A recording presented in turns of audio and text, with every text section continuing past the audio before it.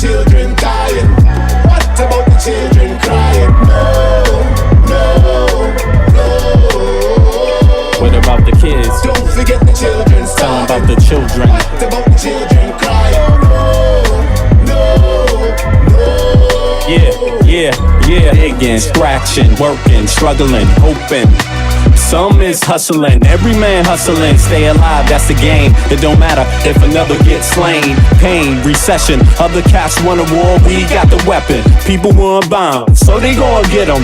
This is the rhythm, the politics ticking. It's sad how we living in this life. It's gonna be a time that we change. Shit is not finite, life is the same. Motherfuckers killing each other to make a claim. Stop that bullshit, you have no respect for each other. You know the truth, you come from your mother, your sister, your brother. So love one another. If we make that change, the whole world will do the same. So listen. Only there's one love. Every day the children dying. What about the children crying? What about the kids? Don't forget the children. Tell them about the children. What about the children crying?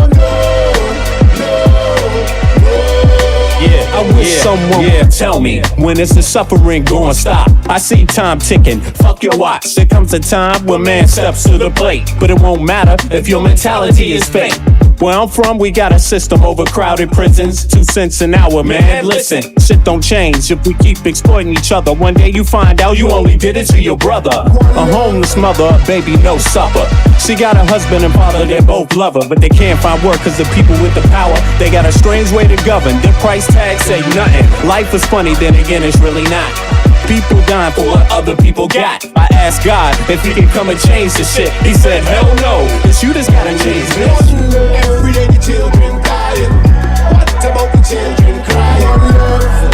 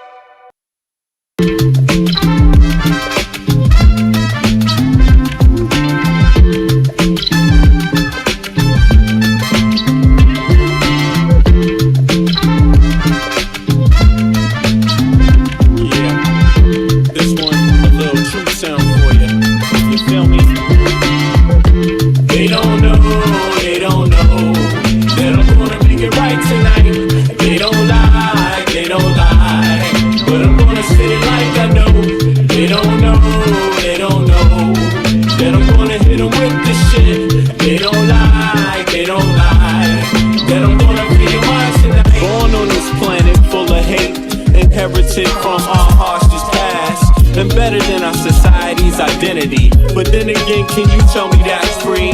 They explain to you what your mind should perceive, suggest things they want you to believe, like your skin color dictates your race. They're calling you an idiot to your face, like life is much more simple than that. We're all slaves and the cards are stacked, while we fight over problems we can fix. Industrialists turn our kids to addicts. The television does a job, introduce you. The radio's right there to seduce you, keep You locked on the wrong damn track. Cigarettes is just legalized crack. They want you to catch a damn heart attack. They want you to catch a damn heart attack. What? Stop believing in the flag, it's a trap. Cause men rule this world, that's a fact. They don't know, they don't know. But I'm gonna make it right tonight. They don't lie, they don't lie. But I'm gonna say it like I know.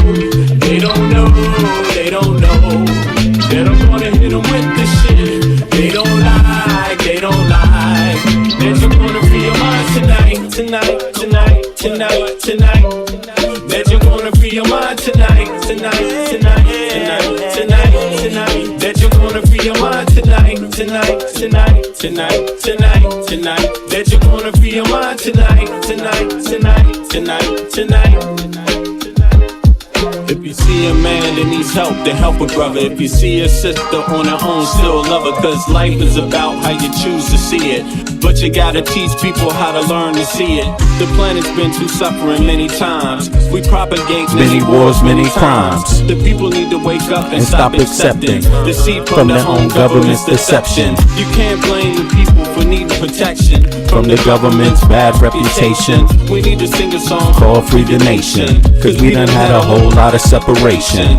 Racism, classism, nationalism. Based on keeping people out on the plantation. That's the plan, no doubt. Cause rich people. Good morning, good morning. If you still don't understand and believe that we are all one from the same Yo, Jen, Sean, what's up?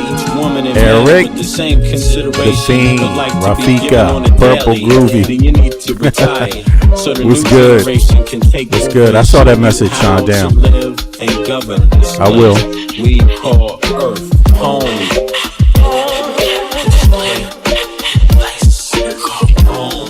To the human bliss. Everybody here, yeah. Home. Earth is our home, you know what I'm saying? Don't ever forget that. They don't know, kid. All right, damn, I love that song. But you know, what I love about that song the most is, you know, it emphasizes, you know, the responsibility that we all have over our home. You know, it's our home. Earth is our home. Earth is where human beings come from. It's the place human beings live. And it's our home, and we have a right to live in our home. We have a right to, you know. Now, some people might think that statement means you don't have laws, or you don't have, you know, integration systems and all of this stuff, or asylum. I don't mean it that way. What I mean is, let's start off just by acknowledging that Earth, I ain't talking about one country, but Earth is human beings' home, and human beings have been around for a long time. You know what I'm saying? And they've been around this Earth a long time, have traveled many times, have traveled long distances on foot, starting on water, you know, before recorded history has been made, you know, before many people's religions existed, the ones that are around today, for a long time. So let's all at least acknowledge that and have respect for some of that history in us, that history that's documented in our actual DNA. You know what I'm saying? Unless you want to go totally against who you really are, the physical self.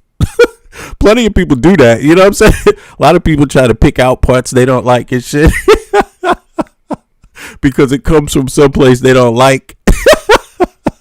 That's the worst kind. You know what I'm saying? That's crazy. It's like, you know what? And then other people say, fuck it, I don't even want to know. But listen, knowing makes you more hospitable and more able to coexist with others. You know what I'm saying? It helps you coexist, man. You don't get to choose everything. You didn't even get to choose yourself, man. You weren't even an invention of yourself. You know, everyone, you could just be here because of a fucking accident. I mean, come on, you know what I'm saying? Like, so don't get too arrogant about this shit. Just think about that. Here because of an accident, now you want to make all the rules. But that's life on Earth. You know what I'm saying? We have to listen to a lot of this shit. The other thing I like about this song is this. You know, what does it say? Damn, every line in that song is so profound. This thing right here. Be careful. you know, because these billionaires and these trillionaires have run a fucking muck. And we are all in danger right now. Don't ever forget that. We have the world's first trillionaire. We are all in danger. Just understand what that means in math. Understand that. That has huge consequences. You know what I mean? So what we need to do, despite who we are, despite what countries we come from, we need to understand the man that is a trillionaire doesn't even give a fuck about the country he lives in, like, or the people. So he damn sure doesn't give a fuck about anybody else. So we need to restructure how we're going to work together on Earth.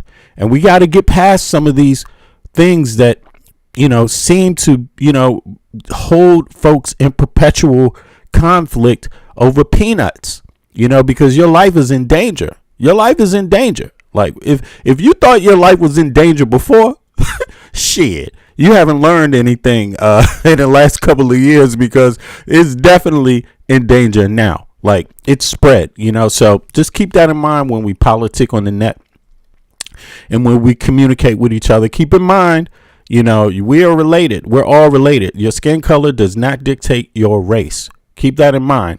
They calling you an idiot to your face. Just keep that in mind. You know, you might find out you did it to your own brother.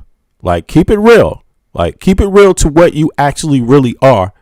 That thing you walk around in, that you call your body, yourself. Keep in mind about that. You know, you might make some confusions and shit, and you might get blind to what's really going on.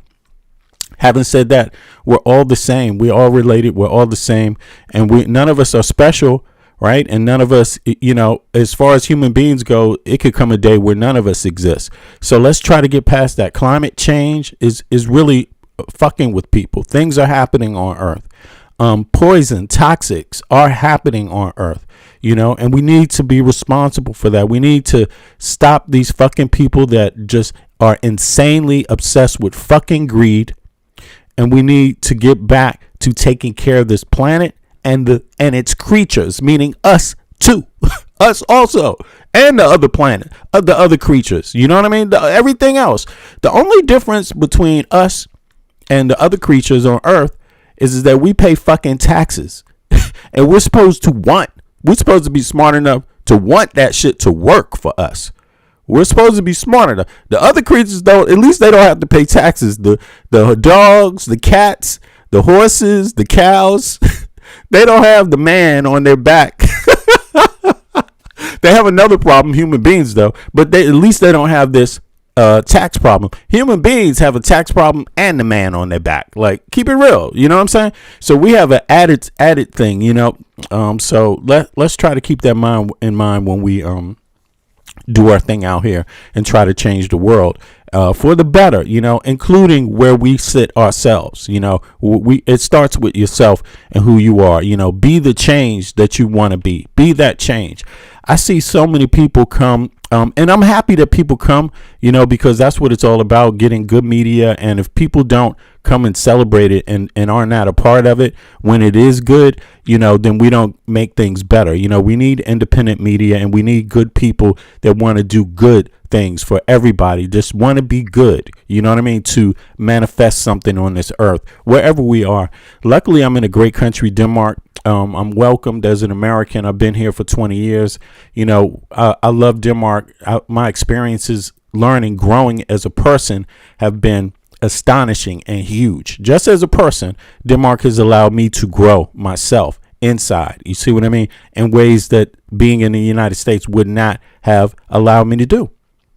And everybody, even privileged people that are intelligent, know what I'm talking about. You know, we get a chance to travel around.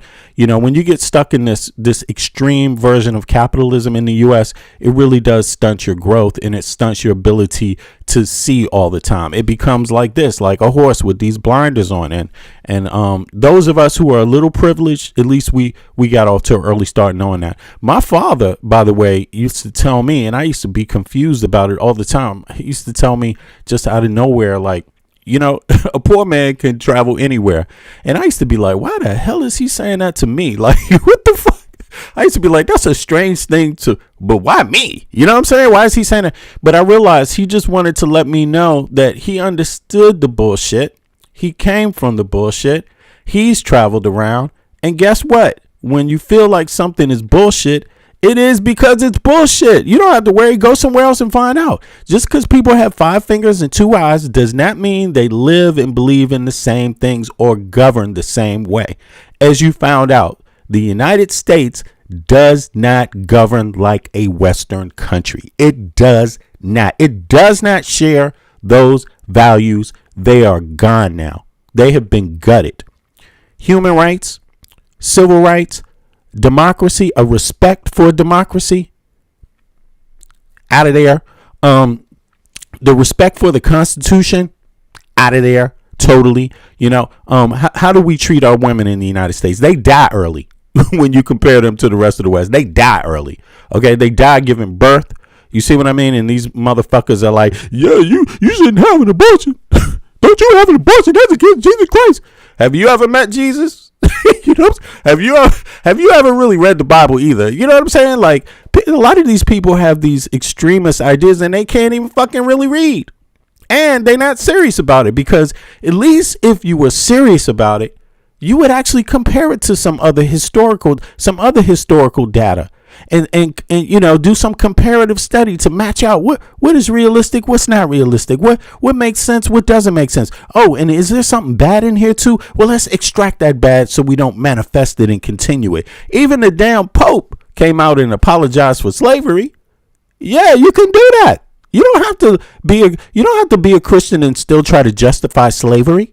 That's not necessary. The Pope, the main church that actually pretty much made the doctrine legal to go out, they apologized. That's just a month ago. That's never happened in the history of man. An apology from the Pope about slavery. He did it. So new things are on the horizon. We don't have to stay in the past. And we need to, in order to live in the future, we need to recognize the obstacles that exist and confront them like adults, human beings that love the planet we live on, and be reasonable towards each other. Let's be responsible, and let's not manifest the hate that has kind of plagued us and the prejudices that have kind of plagued us for that other part of history that was centuries long. Let's not go back there. Let's be better. You see what I mean? Let's expand. Let's expound. Let's become better at what we do. You know what I mean? As people, just in general. We got past that part. Now let's continue to get to the rest of it. Now, here, I want to say one other thing. Congratulations to Washington, D.C. Washington, D.C. has now officially has a mayoral winner is Janice Lewis George. She is a Democratic socialist, and she has won the Democratic primary in Washington, D.C. over Kenyon McDuffie. And he conceded. McDuffie, a lot of people know McDuffie too. And I do also myself. It's some good people, DC people, Washingtonians. I won't say Washingtonians. That's what I mean when I say DC people. I don't mean people that live there. I mean people that grow up there, or were born and grew up there, or even some of us have grandparents that were born and grew up there. You see what I mean? What I mean is people that grow up there, they got a certain kind of way. So I was happy to see Kenyon McDuffie concede gracefully, not in a cheap way, you know what I'm saying? Not in a way that doesn't befit the people of the city, you know what I'm saying? It was classy, and it was stand up. So big up to Kenyon McDuffie also. I think Mayor Bowser endorsing him, that probably wasn't helpful, because people don't, regardless of what Mayor Bowser has intended to do in DC, people didn't like the outcome. People don't like the billionaires walking through the city, owning everything, knocking down everything, and then jacking up the prices. You know what I'm saying? Making Washingtonians even more dependent on the federal government instead of less. Okay. And how did they do that? They went in, built all these high rises, and that jacked up. So that brought in way more people into the city, but it also made the prices go up 5 times of what they were 20 years ago. And no people can really sustain that. No people can sustain that anywhere. You see what I mean? So congratulations to Janice. Congratulations to her. I was really happy to see that. And I'm about to go. Look at this. I am myself. Can I open up her? Here we go. I am myself about to go and donate to her actual campaign. Here it is right here. If you want to go to it, it's Act Blue. You can just go to Act Blue. As a matter of fact, I think what I'll do is I'll put this in the chat for people that want it. And here we go. And then if you're in the DC area or if you want to donate, you know what I'm saying? I don't know what the rules are for donating because I'm outside of DC, but I will be voting for her. Now she is the actual winner. So she will be the actual candidate for the Democratic Party. Okay, so anybody that knows DC knows that DC, although DC does they don't have rights like citizens of the country. So this is the first thing you need to know about DC. They don't have the right to vote in Congress. They don't have the right to vote in the Senate. It's kind of like the Virgin Islands, you know, the U.S. Virgin Islands. They do not have a governor. They just have a mayor. The mayor is the highest official of that quote unquote state, is, you know, and they pay state taxes and they pay federal taxes, and together they pay about 33%. I've done the math on this before. Roughly 33% of all their income goes to taxes if you're a Washingtonian, right? And that's been the case for a long time. Now, that's only a few percentages short of what we pay and what I pay myself. I mean, I pay above 40 myself because I don't make the least amount of money, you could say. But if you're in the bottom bracket, you're going to pay something like maybe 39%, I think, in Denmark, in this part of Denmark, Copenhagen, where I live, right? Maybe it can vary. They got one commune where it might be cheaper, Frederiksberg, which is inside of Copenhagen too. But in general, what we get for our 39% here, if that's what you pay, we get our kids go to school, any type of education they want, and they can take another education too. School is free. Higher education is free. You just pass an entry exam and you get on the list to start in the next semester. Technical school is free. Both of these things you get paid a student stipend for attending also. So education, healthcare is free. 5 weeks, it's law, 5 weeks vacation in Denmark for anyone for anybody, 5 weeks paid vacation, you know. So for that, and there's other things, everyone that has a child, everyone gets money every month for a child, right? That's just the law. Everybody, no matter if you're rich, no matter if you're poor, no matter if you're middle class, everybody gets that stipend, because in Denmark, there's no excuse. Nobody can't point to the economy and say, it's because of the money that I couldn't do this for my child. That's not what's going on in Denmark. So for that 39%, that's what people get. For that 33% in DC, that's not at all what you get. And that's not at all what you get across the United States for America with comparative data, you know. So it's important to understand that when we talk about Washington, D.C. But she is going to be the candidate, and pretty much, I don't know what the politics are, right? Because I'm a Washingtonian, but I live in Copenhagen, Denmark. I don't know and I have been for 20 years. I don't know what the exact politics are in D.C. right now, but I'm pretty sure she's a shoo-in to become the mayor in the actual election. There might be a few independents, but you know, DC is a Democratic stronghold, like I was saying, and a lot of the people are hip to what democratic socialism is, social democracy is. Why? Because you know, DC is a city that's very political in the civil rights movement. So a lot of the people, black people, white people that migrated to the city, had a lot to do with civil rights. You see what I'm saying? So folks in DC, Washingtonians, regardless of your background, are pretty astute people when it comes to politics. They're not the dumbest people on earth. You see what I mean? They know how to organize, and they know how to organize outside, beyond color and religion.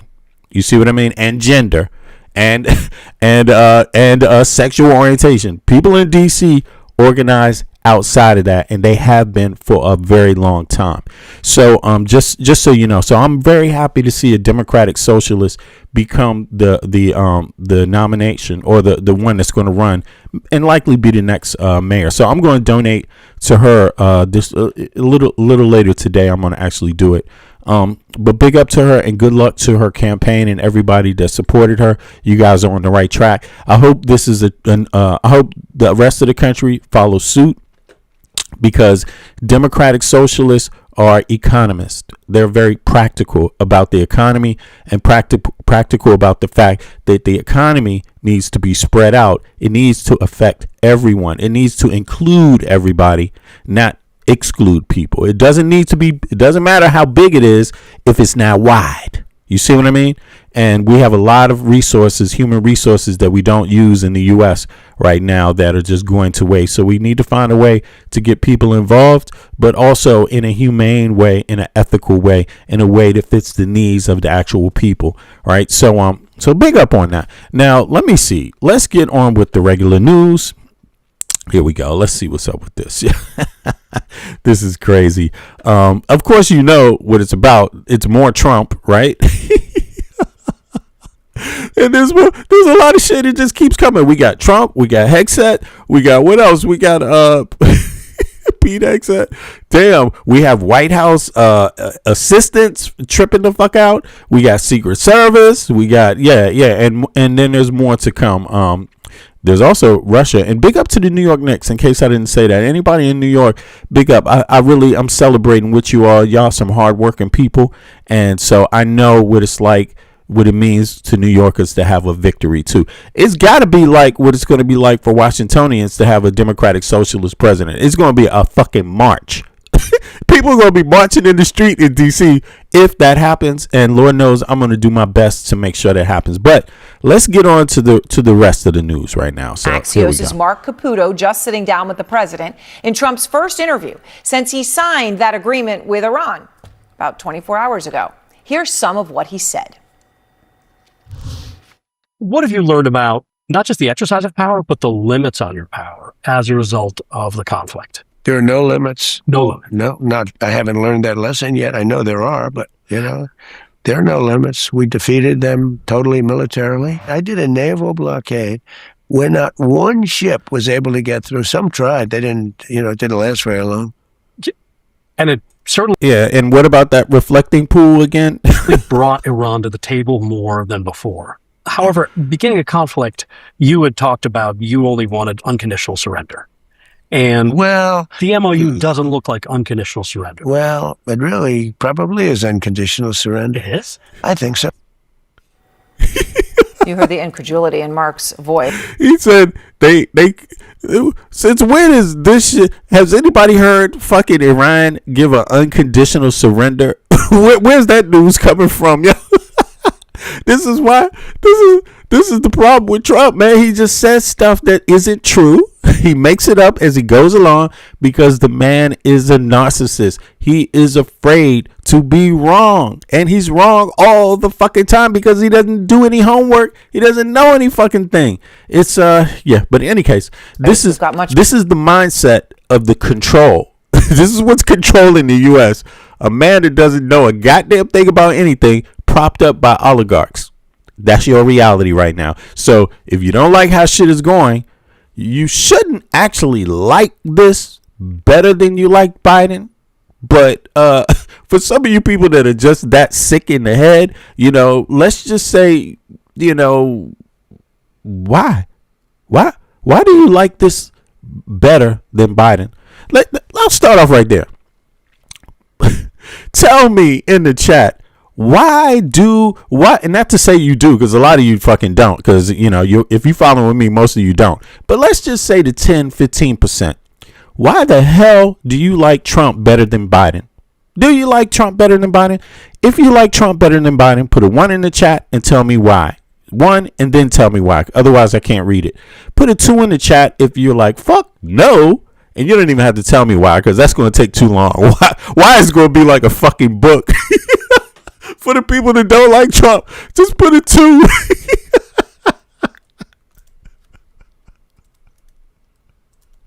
the people that like Trump, it's going to be for a little tiny reason, one or two. So go ahead, put a one and then tell me why why you like Trump. Much more of this. I mean, Mark went on to question the president about his claims that there's been regime change in Iran. And Trump responded to him in that case. He said, I actually think it's regime change if you want to know the truth. Oh, really? Now, Caputo responds to Trump, how is it regime change if you had, and then Trump jumps in on him and says, because they're different people. Caputo responds, but you have Khamenei Jr. You still have a lot of IRGC officials there. To which Trump responds, well, they're different people. All right. Khamenei Jr. is different from the father. It's almost like that's a late night skit. Okay, there's a lot more news from this headline-making interview, and we're going to be talking to Mark Caputo in just a moment. We've got more for you. But you've heard the president make a number of claims in the interview. For example, this whole issue of regime change. Well, look, Iran's new regime, when he said they're different people, yeah, one was the father, now it's the son. Muqtada Khamenei is a different person than his father, who was killed in the U.S. airstrike, which began the war. That may be about where the differences end. Just listen to what Kareem Sadjapur, our global affairs analyst, told me. So, Kareem, is this a new regime that's much more reasonable and less radicalized than the two prior regimes over the past 4 months, or 4 weeks, I'm sorry? That's false, Saren. It's the same regime. It's new personnel. It's the same ideology. It's a 56-year-old Ayatollah Khamenei instead of an 86-year-old Ayatollah Khamenei. And their fundamental worldview hasn't shifted one iota. So I don't think there's any indication that it's a new group of men with a different ideology. That sort of just makes the whole point. And as for Trump's claim that the U.S. totally defeated Iran militarily, he has said this, frankly, many times, even during the war itself. But as we have said, when you look at the facts, the reality is that is not true. And he doesn't even give a damn. It's like he doesn't even know why they would ask a question like that. It's like he can't factor that in to even be able to give you an answer. Look, you went into Venezuela. The regime is still there. Why did you go into Venezuela? If the regime is still there, I'm not suggesting that they should do anything like that. And I'm also not suggesting that that both groups shouldn't be working together. Both groups need to find a way to work together. And the group that has the power needs to understand that it's their obligation to make everyone else feel at home, because it's their home too, but I'm not really for that, but I'm also not for Westerners, capitalist, extreme capitalism. I think socialism, or democratic socialism, or even if it has a capitalistic engine, works perfectly fine for a lot of people. Really, if people want to look into that. But having said that, what is this about regime change? Like, how do you flip-flop on policy? You go into Venezuela and you say it's not necessary to change the regime, just the leader. But then when you go to Iran, you kill the leader and you act like that's going to change something, but you don't want to change the regime, or you do want to change the regime. It seems like Trump flip-flops all the goddamn time. What are you going to change if you're not changing the regime? What is the point? Like, what is the goal? What can you do this way to make them change? You can't bomb them. When you bomb them, you're only hardening the regime. You're not helping the other people that have to live there, that maybe want change, that advocate for change, right? And then on top of it, you lose your leverage. So Trump now, remember when Trump started off in this thing saying, he was actually saying, and his administration was saying, people in Iran want to be free. Look at the protesters. And then he told people to go out, protest. They literally told the people of Iran to do that. And now listen to what the man is saying. He doesn't even want change. It's new person. So what he has done is he has stabbed the people of Venezuela in the back, and he has now officially stabbed the people of Iran in the back. So those people that went, and I saw some people in Denmark down protesting, wanting the removal of that regime. I saw people, they were gathering even here. See, I told you so. Trump doesn't care about any of you. You have to understand how this man thinks. He does not care. These are libertarians, not liberals, libertarians. They are extremists. They don't want to pay any taxes. They don't want any people that look like you or think like you or behave or dress or smell or eat the food you eat like you. They don't want you to exist. Get it out of your head. An American is telling you they don't want you. Like, they're not coming to help you. Trump is definitely not interested. Obama might have been. Trump, no. And you got to understand the difference in those two policies. You really got to, and you may not want to. You may want to just group them all up in the same thing because it makes it easier for you to just say, fuck it. But you ain't going to get any change that way. Because that kind of thinking got you Trump in the first place. A bunch of people saying, it ain't going to matter. They both the same. Oh, yeah? Well, now you got Trump. You call them the same again and see if you like it. Now, in the United States, it's very particular. We only have two parties. Within one party, they're all extremists, right-wing extremists. Within the other party, there's centrists or, some neocon centrists.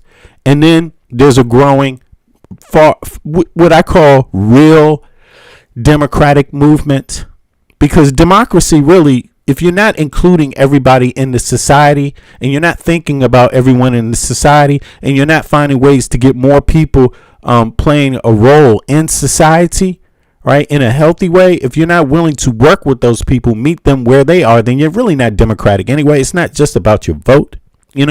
But there is a significant movement inside of the Democratic Party. And if you listen carefully, you will hear these discussions happening. Okay. So this thing about they're all the same. No, that's a miscalculation. And a lot of people got killed. But don't be mad if you're Iranians and you got killed. Don't be mad if you're Venezuelans and you got killed. Don't be mad if you're Cubans and you got killed. Because guess who else got killed right there along with you before any of you? American citizens in their own country got killed by this exact same regime. So let's not forget that. Okay, let's remember that. That's the starting point for how we change things from here on. So let's go on with Trump. No, it's the same ideology. It's a 56-year-old Ayatollah Khamenei instead of an 86-year-old Ayatollah Khamenei. And their fundamental worldview hasn't shifted one iota. So I don't think there's any indication that it's a new group of men with a different ideology. That sort of just makes the whole point. And as for Trump's claim that the U.S. totally defeated Iran militarily, he has said this, frankly, many times, even during the war itself. But as we have said, when you look at the facts, the reality is that that is not true. Iran's nuclear material, of course, is still there. And we know from Seth Jones and the Center for Strategic and International Studies that Iran still has about 70% of its pre-war missile stockpile and 70% of its launchers. Out front now, Mark Caputo, the White House reporter for Axios, who sat down exclusively with President Trump and shared that clip first with Out Front. I mean, Mark, it's really an extraordinary conversation that you just had. I just want to emphasize this is the first time Trump has spoken since signing the agreement with Iran, right? The memorandum of understanding. He certainly comes off as defiant and defensive in the conversation with you. He's proud. He thinks the deal, or he's projecting that the deal that he has agreed to, or the memo that he signed, is great because of the stock market and oil prices. That's what he's really fixated on. So let me play again a little bit more here of where you were pressing him, Mark, on the agreement with Iran that he just signed. Here it is. What have you learned about not just the exercise of power, but the limits on your power as a result of the conflict? There are no limits. No limit. No, not. I haven't learned that lesson yet. I know there are, but there are no limits. We defeated them totally militarily. Beginning a conflict, you had talked about you only wanted unconditional surrender. And the MOU doesn't look like unconditional surrender. Well, it really probably is unconditional surrender. It is? I think so. It's it is, which is the incredulity in your voice, Mark. I mean, we just a moment ago laid out the fact that saying that they have no military is just not true. And as you point out, maybe with your incredulity, $300 billion of a reconstruction fund, unfreezing of assets of $100 billion. the U.S. agreeing that it's going to withdraw or somehow do something that's unclear to its forces in proximity to Iran in the region. Those things are not unconditional surrender. I guess the question for you is, you're sitting there face to face with him. Do you think that he really believes what he's saying to you? That's one of those enduring questions about Trump, is that when he says what he says he believes, does he really believe it? The reality is he stayed relentlessly on message with this. His view is that their military has been crushed, and let's give him that. Do me a favor. Everybody, do me a favor. Please click the like button. Please click the like button if you're watching the stream. If you're watching from your TV, pick up your remote, click on the video, and then click the like button for me. It's going to help more people find the stream. Appreciate everybody out there. Big up. All right, let's go. Is that by and large it's true? I mean, the Navy has been seriously damaged, their missile capacity and the like. Yes, there are some reports indicating it's not as destroyed as Trump says it is, but Iran really took a whipping from the United States. However, the reality is, as a lot of experts predicted at the time, the Iranians are tough and they're resilient, and they had war games for this, and they were able to take the whipping and still survive, and were in no mood and were unlikely to unconditionally surrender. And those folks were right. The Iranians have not surrendered unconditionally. And what about the whole thing on regime change, when he was looking you straight in the face and saying it's regime change because it's a different person? Yeah, that's why I said, well, are you sure about that? You have Khamenei Jr., you have IRGC officials. He said, well, they're different people. Like, well, okay. But the reality is the Iranian military and the IRGC structure, their government structure, had anticipated one day the United States and Israel or its enemies would launch a decapitation strike. And as a result, they came up with something called the Mosaic Doctrine, which essentially said that there'd be a mosaic, a different patchwork of different leaders who could step in when other leaders were killed, and that's what happened. Yeah, it's just, I find it interesting, as you say, that the question is, does he really believe what he's saying? But your takeaway from talking to him was that he was remarkably that he stayed consistent with what he was saying to you. He only had 2 hours of sleep. He flew in from. He does sound like he's got a cold, or so he did sound a little. But he was in the interview. He did have a lower energy level than he normally does. But his overall presentation was pretty positive, and he just loves the idea that gas prices are coming down, oil prices are coming down, and the stock market is going up. That's what he's really fixated on. And that's sort of the sub-headline of this entire thing, is that Trump had had enough of this war. He had had enough of people talking about high fuel prices, and he wanted it to end. And this is the way he brought about an end. Yeah, it's fascinating. And it does raise so many questions, given what he said to you about, is this what really people around him are telling him? Is this the bubble that he's in or not? You also asked him about Netanyahu, and obviously that was at the core, their relationship was at the core of this war to begin with. And now it's the fraying of that relationship is core to how this war is ending, or at least how this agreement has proceeded. What did he say about Netanyahu? He said, I asked him about the relationship with Netanyahu. He said, Bibi's fine, the relationship's fine. He said, but we need to keep him sane. He used that word sane. The implication is that Netanyahu had gone a little nuts.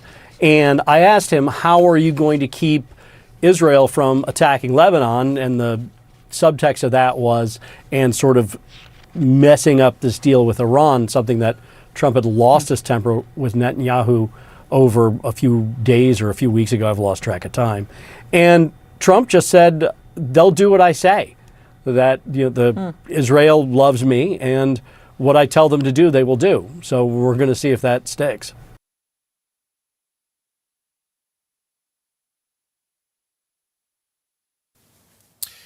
U.S. Defense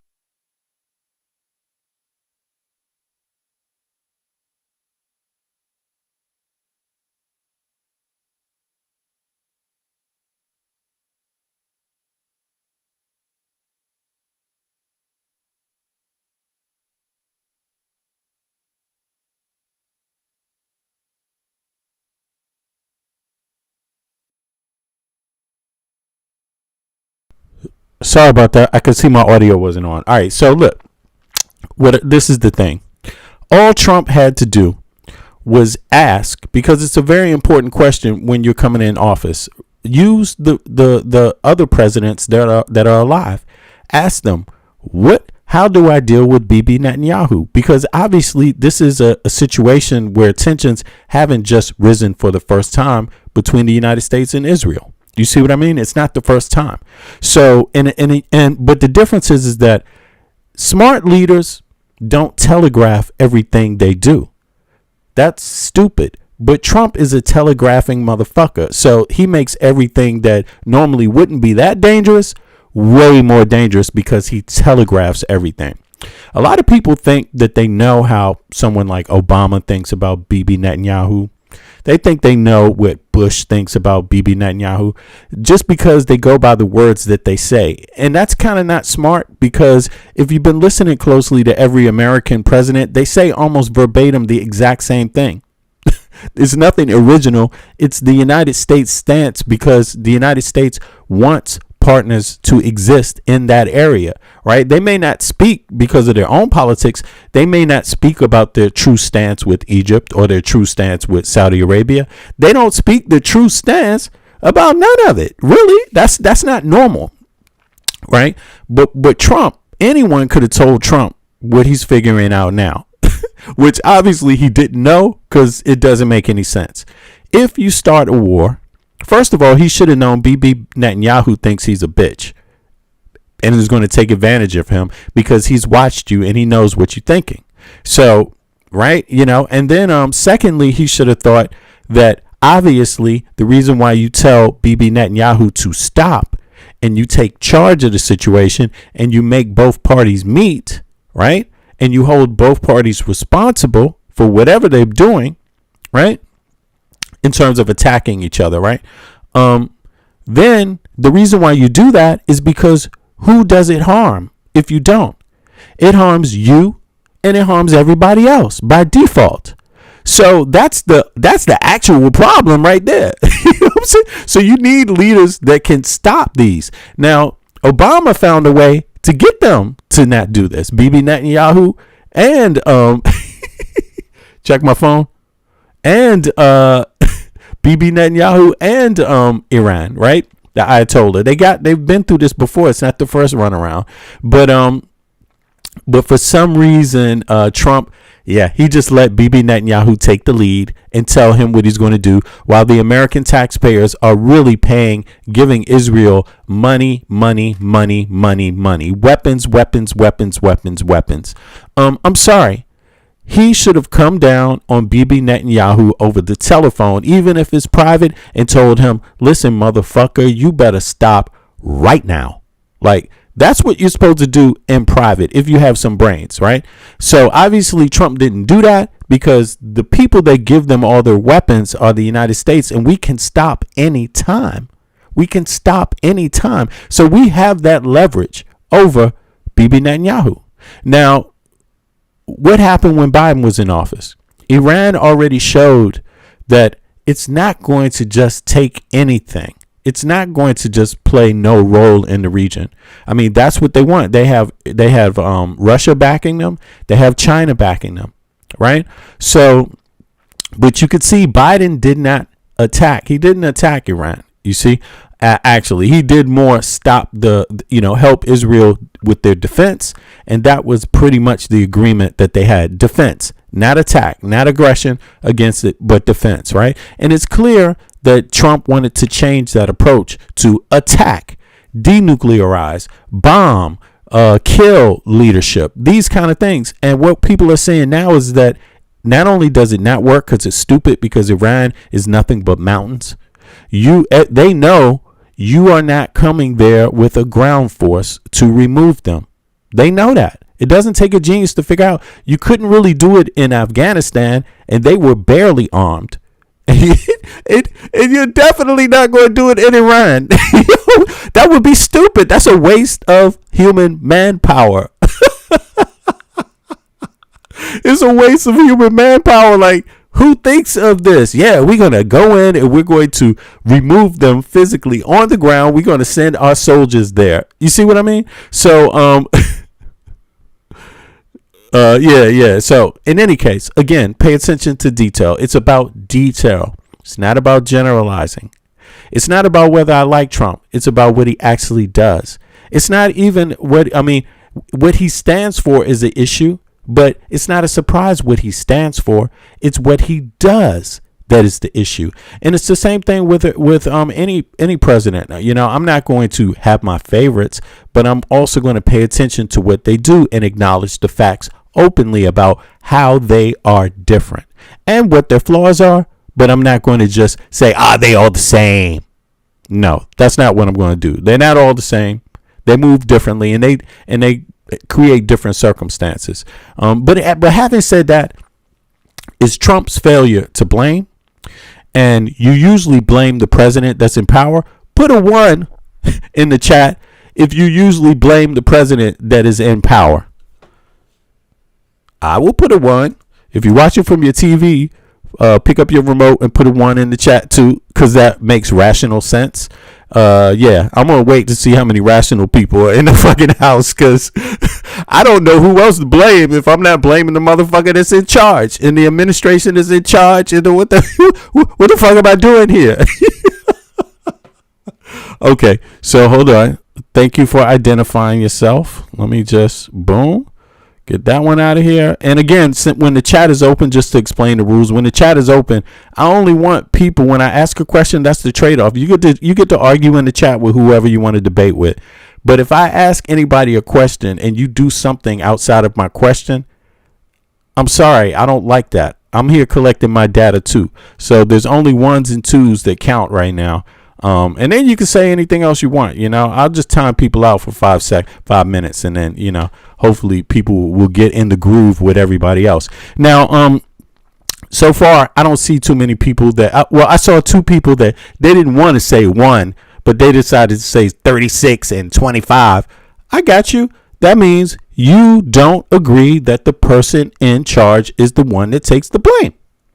That's what they rationally believe. And you know who that is. That's pretty much Trump sycophants. That's trolls that do that, because that makes no rational sense. Just the fundamental rule, no matter who you are, Republican, Democrat, Independent, no matter if you're Russian, maybe if you're Russian, that changed. But in every Western country, it's pretty much agreed that we fucking blame the person in charge. That's what we do. That's what it's about. We blame the person in charge. And there's very few people that would try to do it differently. Now, when Obama was in power, did you blame him? When Obama was in power and things didn't go the way you like, did you blame Obama?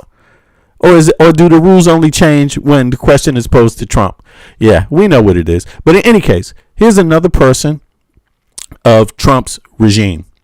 This person has gone out and attacked their allies verbally. I mean, Hexet is a fucking drunk. And he has the nerve to go on the world stage and actually speak down to allies, speak down to countries that do more for their people than this regime would ever fucking do for any people ever on earth, including their own people. Like, first of all, that's rule number 1. How you going to talk down to other people that actually do more for their people than you? What the fuck is that about? That makes no sense. But here we're about to see a suit and tie chimp actually try it. Let's hear it. Let's Secretary Pete Hegseth has called for a NATO reboot, accusing the alliance of losing its way. Addressing a meeting of defense ministers in Brussels, Hegseth spoke of NATO 3.0, which he described as a hardline military alliance. He scolded NATO allies over their military spending and announced the U.S. will be reviewing its troop deployments in Europe. Hegseth then lashed out at NATO allies for not supporting his country's war with Iran. The United States has defended Europe for generations. And the president said, all he said was that our jets would need to take off from bases in Europe, or our ships from ports to strike targets in the Middle East. Yeah, okay. Iranian targets that threaten European interests. Yeah, so he started off with this kind of generalization of which is incorrect. NATO nations defend NATO nations. That's what they've been doing for generations since the conception and the agreement of NATO. That's what they did. The United States did not win World War II alone. It did not win World War II alone. Even though we played a huge role, of course, a huge significant role, we didn't win it alone, right? Secondly, we had better leadership. Our motherfucking leadership is crazy today, all right? And they couldn't even understand why, what you benefit from when you were doing these things. The United States got the lion's share of everything after World War II. Every ally let the United States get first pick of everything from that day forward. Everyone else got second pick and worked with that happily. They didn't mind, and they made something of it, something that is great, something we can learn from. Yeah, if we bother to. But our civics class, right? Our classes in our actual, classes on the global affairs, politics, we don't even teach that in the United States of America anymore. We don't teach what other Western countries do. We don't teach that in our school systems anymore. We don't teach that in high school. We don't debate or do reports on those things. So the average American has known nothing about the progression of the outside world since World War II.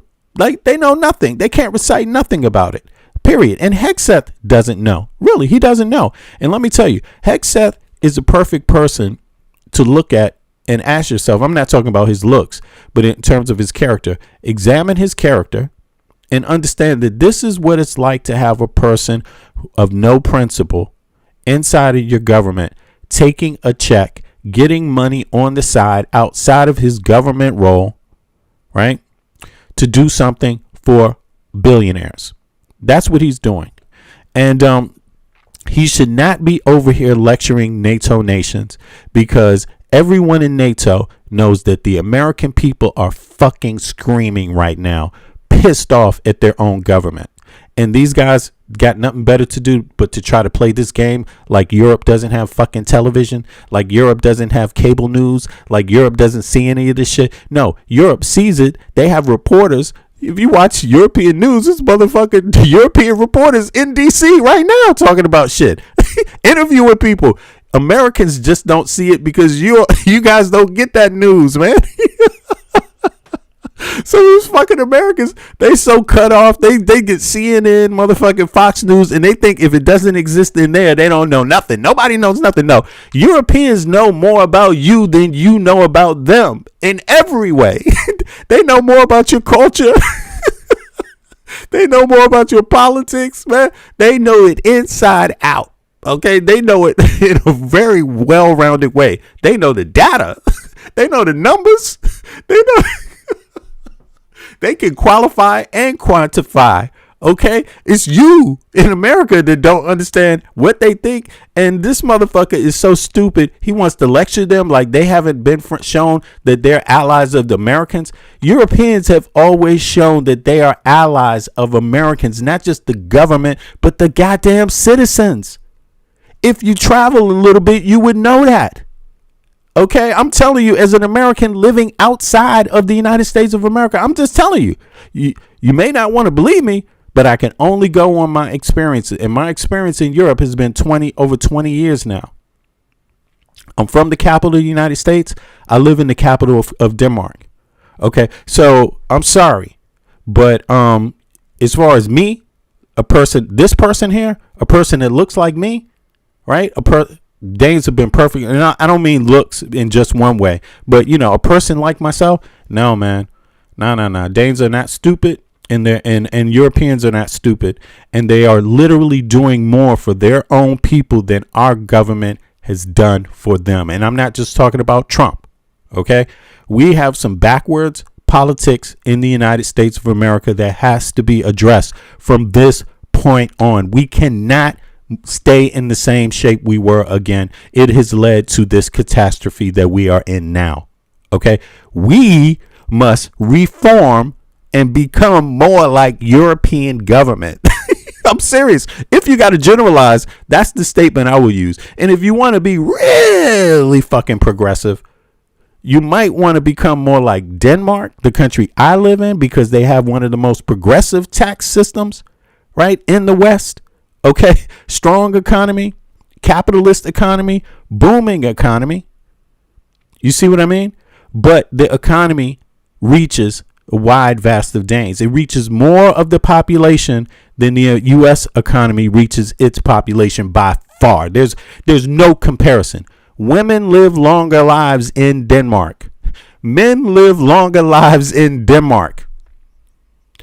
Children are more educated in Denmark. People are more educated in Denmark when you compare it to the United States of America. The quality of life, people's quality of life is better in Denmark across the board than it is in the United States. I mean, it's just, well, it's, somebody said Denmark's economy isn't as big as California. I didn't say it was. It's not about how big it is. It's about the percentages, how many people you have, and what do you do with that economy with the amount of people you have. That's what it is. And so you might be mistaking what's going on here. You can have all the money in the world and do nothing, and that money do nothing for its people. That's what I'm talking about. Denmark makes sure that the money they have does something for its people. And it's through the tax system. And it's one of the most progressive tax systems in the West. You see what I'm saying? So, yeah, look, somebody, I guess we got a troll in the chat. Okay, Justin. There you go, Justin. Oh, by the way, I want to tell y'all something. I just bought a new microphone yesterday. Anybody into music? I just got it. It just got delivered. It's probably around, I don't know, maybe like, I don't know how much it costs. Right. But I do, but I'm not going to say. But anybody that knows, you can look it up. It's this one.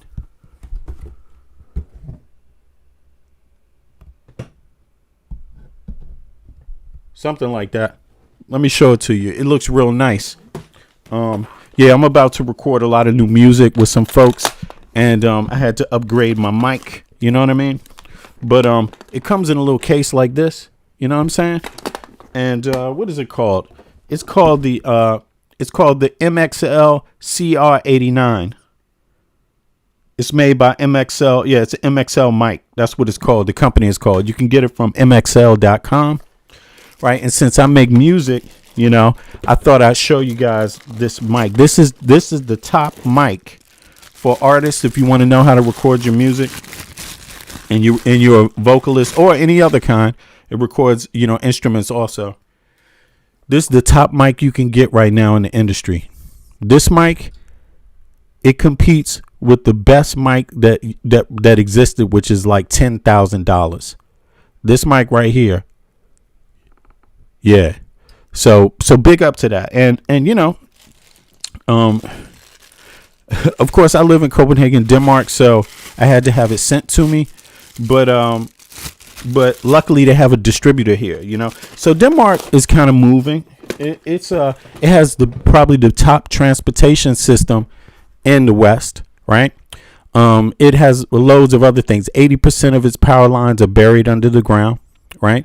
65 to 70%. Some people say 75% of the taxes people pay go to things that you can actually touch and feel, that affect your life every single day you wake up, that are about improvement of people's lives, a steady, you know, a sustainable life in Denmark, right? Women live longer, men live longer than in comparison to the United States of America. After you pay taxes and after you pay your bills in Denmark, the average Dane takes home $1,000 more than the average American. So if those things matter to you in terms of quality of life, that's good. You know, healthcare, education, 5 weeks vacation for even people that work at McDonald's, paid, right? McDonald's workers get paid something like $20 an hour here. The food is not phony like in the United States. Even in McDonald's, the quality is a lot better. I mean, if you into that kind of stuff, these kind of things, you know. So, so you know, I saw somebody in the chat. They disappeared now. They ran and shit. Somebody said, Denmark isn't that fun, a nice place to live. No, Denmark's a beautiful place to live. It's a beautiful place to live. And it's got some very good people, some deep people too. Very, very clever people. Yeah. And there's a reason why. That's because they invest in themselves and they invest in their manpower. Meaning men, their people. They invest in their people. And that's what you would want out of any government, But let's get back to the loser down here, Hegseth, because he's from a country that doesn't utilize its manpower, doesn't believe in supporting its people, right?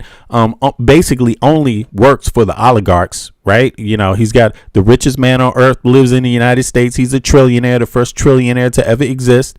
And yes, he's polluting the country, and he could pay for everybody's. He could put everyone in a fucking home. He could put every he could eliminate homelessness with a snap of a finger and still be the richest man on earth. Would he do it? Nope. Cause he just doesn't believe in that kind of shit. You know what I'm saying? He probably has a bigger. It's a lot to be said about that. But in any case, let's stay focused on Hegseth right now. Let's see here. Even more directly than they threaten us. But let's go. Bases in Europe or are shaped. He's talking about how the United States has been protecting Europe for too long. Like Europe hasn't been working in security with the United States for all of NATO. Like they haven't been working together. Implying no one else is doing their part. So when Hegseth got out there, when he got his job, his first job was to lecture Europe on not doing their part. That's what they did. And they did that for Putin. And I'm going to tell you guys, Putin lost this engagement, and Jeffrey Epstein's best friend and his cabinet lost this engagement. Why did they lose?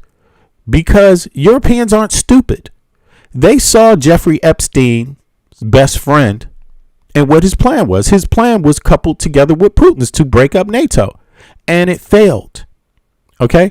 Then he went to Iran to try to distract, to get the EU, to get Europe and every other NATO person to invest in a war that is set up by Putin, set up for Putin, set up for the benefit of Netanyahu, totally fucking over everybody else. And then they stand out there on the world stage and say, how come you didn't join us? How come you didn't join us? You're supposed to join us. You're supposed to come to. No. Let's be very clear. Everyone knows that attacking Iran is going to jack up the prices of every fucking thing for every person, every average person on earth. Everyone knows that. So if you wanted to help people, you wouldn't do that. Period. If you were worried about more people than your own fucking self, you wouldn't do it. And the United States, if you were worried about your people's quality of life, you wouldn't have attacked Iran. That's what it is. Just very simple. There's more than one way to kill a cat, and you just displayed no way. You know none of them. You just get fucked over everybody in your country. People are getting kicked out of their homes now because they can't afford their mortgage. A lot of them mortgages that they just took out 3-4 years ago, just got the chance to get a mortgage. Now they're out of that house. Who's going to buy it up? Elon Musk, Peter Thiel, goddamn Howard Lutnick, all these billionaires that are into these big corporate housing things. They're going to buy up because there's no laws stopping it in the United States of America. It's all made for the corporations. So this guy, he thinks he's talking to some Americans when he talks this way, because that's who he is talking to. Europeans ain't buying nothing that Pete Hegseth says. They're good at pretending, and they pretended. And they went through all the motions like, okay, da-da-da. They went through all the motions only to say like, motherfucker, we never believed you anyway. The joke is on you. Nobody believes Jeffrey Epstein's best friend's cabinet. Iran doesn't respect them. Netanyahu doesn't respect them. Russia doesn't respect them. And neither does Europe. They're just sitting back there saying, when are Americans going to get tired of this motherfucker? Because we respect them. That's what they're saying. But they're making moves just in case the American citizens don't take care of this motherfucker. And that's just what it is. But let's hear his rhetoric. He scolded NATO Enough of me. Let's hear allies over their military spending and announced the U.S. will be reviewing its troop deployments in Europe. Hegseth then lashed out at NATO allies for not supporting his country's war with Iran. The United States has defended Europe for generations.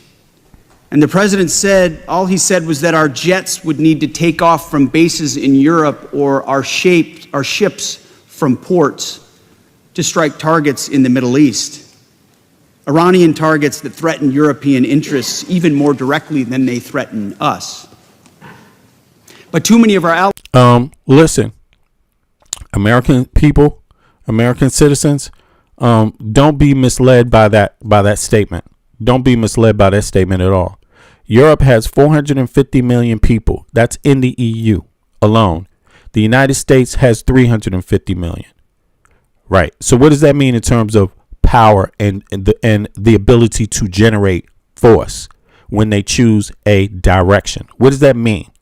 When you're in a place that pays taxes, where everyone pays taxes into something, and the average person is a part of that structure. The average person is, what does that mean? That means they're capable of generating a lot of force, but it doesn't mean because they're able of generating that force that they behave stupidly just because Jeffrey Epstein's best friend and his sycophants invite everyone to just be stupid. You see what I mean? That's not the goal. The goal of leadership is to not pump your chest and play like you're goddamn King Kong. You see what I mean? And that's what this monkey chimp Hegseth is doing. You know what I'm saying? That's his whole thing. Then he goes chug down some motherfucking liquor right in your face at the podium and shit and act like people don't know. I mean, come on, this guy's such a joke. He's not even talking to Europeans. He's not talking to the world. He is giving this bullshit talk to American people, pretending like he's talking to everybody else out there. Man, ain't nobody listening to this fool. Nobody. Allies said no, or tried to drown us in arcane legal debates, or criticized us publicly for doing what they aren't prepared or able to do themselves. Oh, really? I'm going to tell you what I did. I don't know how many people have been watching my program. Oh, by the way, click the like button. If you don't mind, if you haven't clicked the like button so more people can find the stream. That's how YouTube works. If you like the program, you need to click the like button. More people, you empower the conversation that way. Now, look at this. I'll tell you what I did. What I did was go out and buy me some Kongsberg Gruppen stock. That's a weapons manufacturing company. That's what I did. And I said, yeah, how can I get in on this wave? And I went out and bought some stock, told everybody on my program that I bought the stock, and watched that stock increase in price. Why? Because everybody in Europe, the economy is growing. The economy is booming. They just said, fuck it, let's make some weapons. Let's make more weapons. The United States want to trip out about their weapons. Let me tell you, the EU is buying weapons everywhere. They're making weapons. They buying it from the US. They don't give a fuck. What are you talking about? They don't care. They're not. If you think they're sitting back waiting for you to do something, it's only because you were their partner and you were getting the lion's share of everything. That's all it was. The moment they find out you out of the picture, oh well, they just move ahead. No problem. You got a problem?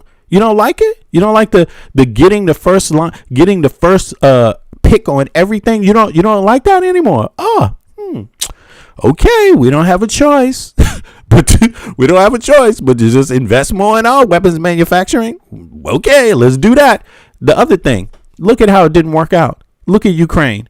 Ukraine is kicking Russia's fucking ass. Do you know how many Russian soldiers died? 1 million goddamn Russian soldiers died trying to invade Ukraine. Right now, Moscow is getting bombed by Ukraine. That is what is happening in reality right now, today. Today, it's happening. Today. Ukraine became one of the strongest goddamn militaries. Why? Why is that? Why is that? Why do you think that is? I mean, yeah. Why do you think that is? I mean, just pay attention. They didn't announce it on TV like Trump did. They didn't project their movements. They didn't go like this. We're going to beat fuck Russia. We're going to beat them down. They better not mess with us. That's not what Europe said. Europe went like this. Interesting. And then planned. That's what they did. Instead of go out and beat their chest. They didn't go out and insult the United States of America. They didn't go out and insult the American people. They didn't go out and insult anybody. They didn't even go out and insult Putin. And he is a walking insult to Russia himself. He's a walking insult. Okay? They didn't do none of that. What they did was just say, okay, we got some engineers. We have some scientists. we got manpower, 450 million people. Okay, well, let's just point in the direction we need to go in and see what force we can generate behind that. And they did a lot. They did a lot. So now he's out here begging, trying to use some psycho maneuvering that's not going to work because no one does things that way. We don't need psycho crazy assumptions and bravado. What people need is math and data. That's all they need to make their decisions, and they don't need to have a party or a celebration or to smile about it. It can just be another day at the job, a boring day. Okay, that was the solution to this motherfucker right here. Shameful. DW's Terry Schultz is covering this in Brussels. Terry, why is the U.S. announcing a review of its military forces in Europe now? Well, Terry, it's not exactly clear whether this is part. It's a joke. It's a joke. It's just a fucking joke. It's the same dumbass shit. Listen, the United States benefits themselves from those bases. You know who does? The military people that are all over the world. You got to understand something. When these American pilots got shot down over Iran, right? Where do you think they flew to first to get medical help? Do you think it was the United States of fucking America? It wasn't. It was Europe. Because, yeah, exactly. So they're helping our soldiers by being there. Where do you think they flew this injured soldiers when they were in Afghanistan? Where do you think they flew them to? All those soldiers. Where do you think they went to? You think they just went anywhere? You think they went to the United States? Wrong. You know, and so that is ridiculous. All this guy is doing by moving soldiers out is threatening the same soldiers that he's moving around like they're just little pawns, like their life has no value and that they're just little stupid little toy soldiers. You just move around like a little fucking kid. That's all that's happening. And that's how everybody sees it. Little kid playing with toy soldiers. Only problem is that these soldiers have real lives. They have real lives. You just doubled your trip. If you move them, you just doubled your trip for medical attention, medical care in a conflict anywhere else in the Middle East, anywhere else in Asia. That's what this is. So The larger review that the United States under President Trump has said it was going to do anyway, recalculate what it could afford to keep in Europe, look at what made sense for it to keep in Europe when it has interests elsewhere, of course, in the Pacific. But what was clear today, and you heard it there with Pete Hegseth's remarks, is that the U.S. is still very angry over the reluctance of European allies, in some cases even the blocking by European allies, of the United States access to bases, for example, talking about Spain, for instance. And Hegseth then had the opportunity to use that frustration to announce this new 6-month review, which, again, may be part of an overall process that the U.S. is already looking at. But he certainly pinpointed this anger over European response to the war in Iran as the reason for announcing it now. Now, NATO 3.0 is something this administration has been talking about, but he really went into a lot of detail about the disappointment in Europeans and why the U.S. then feels that it is going to have to sort of, bring its assets closer to U.S. interests and that they will not be available to Europeans. NATO that's so leaders, funny. Obviously, this can't be now a great news for them. How are NATO leaders responding? Are they surprising? And that's how a lot of. All right. So here's the simple question. Why are you so angry? Why are you angry about it? I mean, you went to war without the consultation of anyone. So what do you expect? You think it's just a joke? That was a serious move with serious consequences that affected the entire world. What are you talking about? You should be angry only at yourself for doing something so fucking stupid and vile. Okay?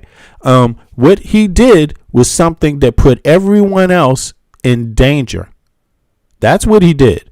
And then he's going to gaslight people and be like, if you don't come to our rest, it's your fault. Why didn't you come? Because you didn't consult anyone. You didn't care about anybody. That's why. When you do things, the way you act matters, and you need to act like you care and respect the people that you actually need. And see, it doesn't make sense what he said. It never does. See, they actually need. It's a relationship. It was based on mutual respect. And he broke the respect in every way, shape, and form, endangered Europe, and then cries about why they're not responding to his sudden call for help when he didn't even have to do it that way. He didn't consult Canada. And Canada is a big NATO nation. He didn't consult Germany, didn't consult Denmark, didn't consult France, didn't consult didn't consult Spain, didn't consult Italy, didn't consult any Hungary, didn't consult any European nation, didn't consult any NATO nation. Think about this. As a matter of fact, let me make sure my line is open too. Is it open? Okay. Now he didn't. I gotta do my invites. I'm sorry. Carpe diem. Who else is here? Find the link. Yo, Mike. If you in the chat, Michael from Brooklyn or Friars, click up. Panel up. Now check this out. Click the like button too, everybody. Now check this out. Here's what's going on here. Netanyahu and Trump and Putin all consulted on what was going to happen with Iran. They all did. Putin's acting like he didn't know. No, he knew. Did he warn the Iranians? Did he warn the Ayatollah? I doubt it. I doubt it at all. And here's the thing. It's really a scam. They know that Trump was doing this to divert attention away from Ukraine. That has been their issue. That has been Putin's issue the entire time. Trump knew that Europe would have to start taking, over all of the responsibility over Ukraine if the United States pulled out. And he knew what the situation was with Russia. He knew that. He knew everything. So he chose to do that. So Europe had to beef up its defenses. Donald Trump told Europe, you need to build up your defenses. Do it now. Invest more money. You need to do this. La la la. And they did all of that. Like, okay, bingo, done. Now what? Yeah. And then he said, let me go to Iran now. Let me go to Venezuela. Let me go to Iran. You see what I mean? He just marched around the globe, looking for conflicts, looking for things. But this is taxpayer dollars he's spending. At the same time, Israel launches an attack with the United States. I mean, it's Israel's attack, according to Trump. According to Trump's cabinet, it was Israel that initiated it. So they go along because they said to the public that if we didn't do it too, Israel would be demolished, right? So we had to attack Iran too. So they did that. They made that choice all by themselves. Netanyahu didn't speak up for NATO. When Trump was talking about invading Greenland, Netanyahu didn't make one public statement. When Trump was talking about invading Canada, Netanyahu didn't make one statement against it. There's so many things that Netanyahu was silent on, and then he attacked. So he can't cry about Europe's participation on that. Trump didn't have to be in it, but he said he did it on behalf of Israel, right? But here's the thing. You both can't be silent on important issues that matter to people. You can't just be silent on stuff and then all of a sudden expect people to know where you stand. No, relationships have to be reaffirmed every step of the way. Unless you're a bitch. I mean, that's really what it is. I don't do it that way. You got to show me what the fuck this relationship is every time I meet up with you. What the hell is this about? There ain't no exceptions. Like, if you're not grateful for being in good company, you don't have to be here. You don't have to be here. Good morning, Denmark. What's up, Patrick? You know what I'm saying? People have to show their respect every time they meet, in every engagement. That's what it's about. You see what I mean? And the moment you drop the ball on that, people are going to start asking questions about it. Now, at the same time that's going on, Trump is talking about being mad at Netanyahu. The goddamn Pentagon has labeled Israel a security threat. The highest security threat of the nation is Israeli intelligence right now. Pretty much. That's what the Pentagon has said. Let's go to it. Because I see somebody say something. Let's go to it. Let's see here. Boom. Let's pull it up. I mean, and then I'm going to go to it. But then at the same time, you have H.R. 8800, a bill that was sponsored 100% by Republicans. They had a committee. 14 Democrats dissented. But the bill is to implement Israeli funding into the U.S. National defense budget so that Congress doesn't really have to appropriate the funds that way anymore. The funds will be always about appropriating the U.S. defense budget, and Israel's portion will be built into that. So Congress has less leverage on Israel if that goes through, if that passes on the floor. So this is the dynamics that's going on. So Trump administration can't figure out what it's doing, because on one hand, its own Pentagon has issued warnings. Look, what warnings has the U.S.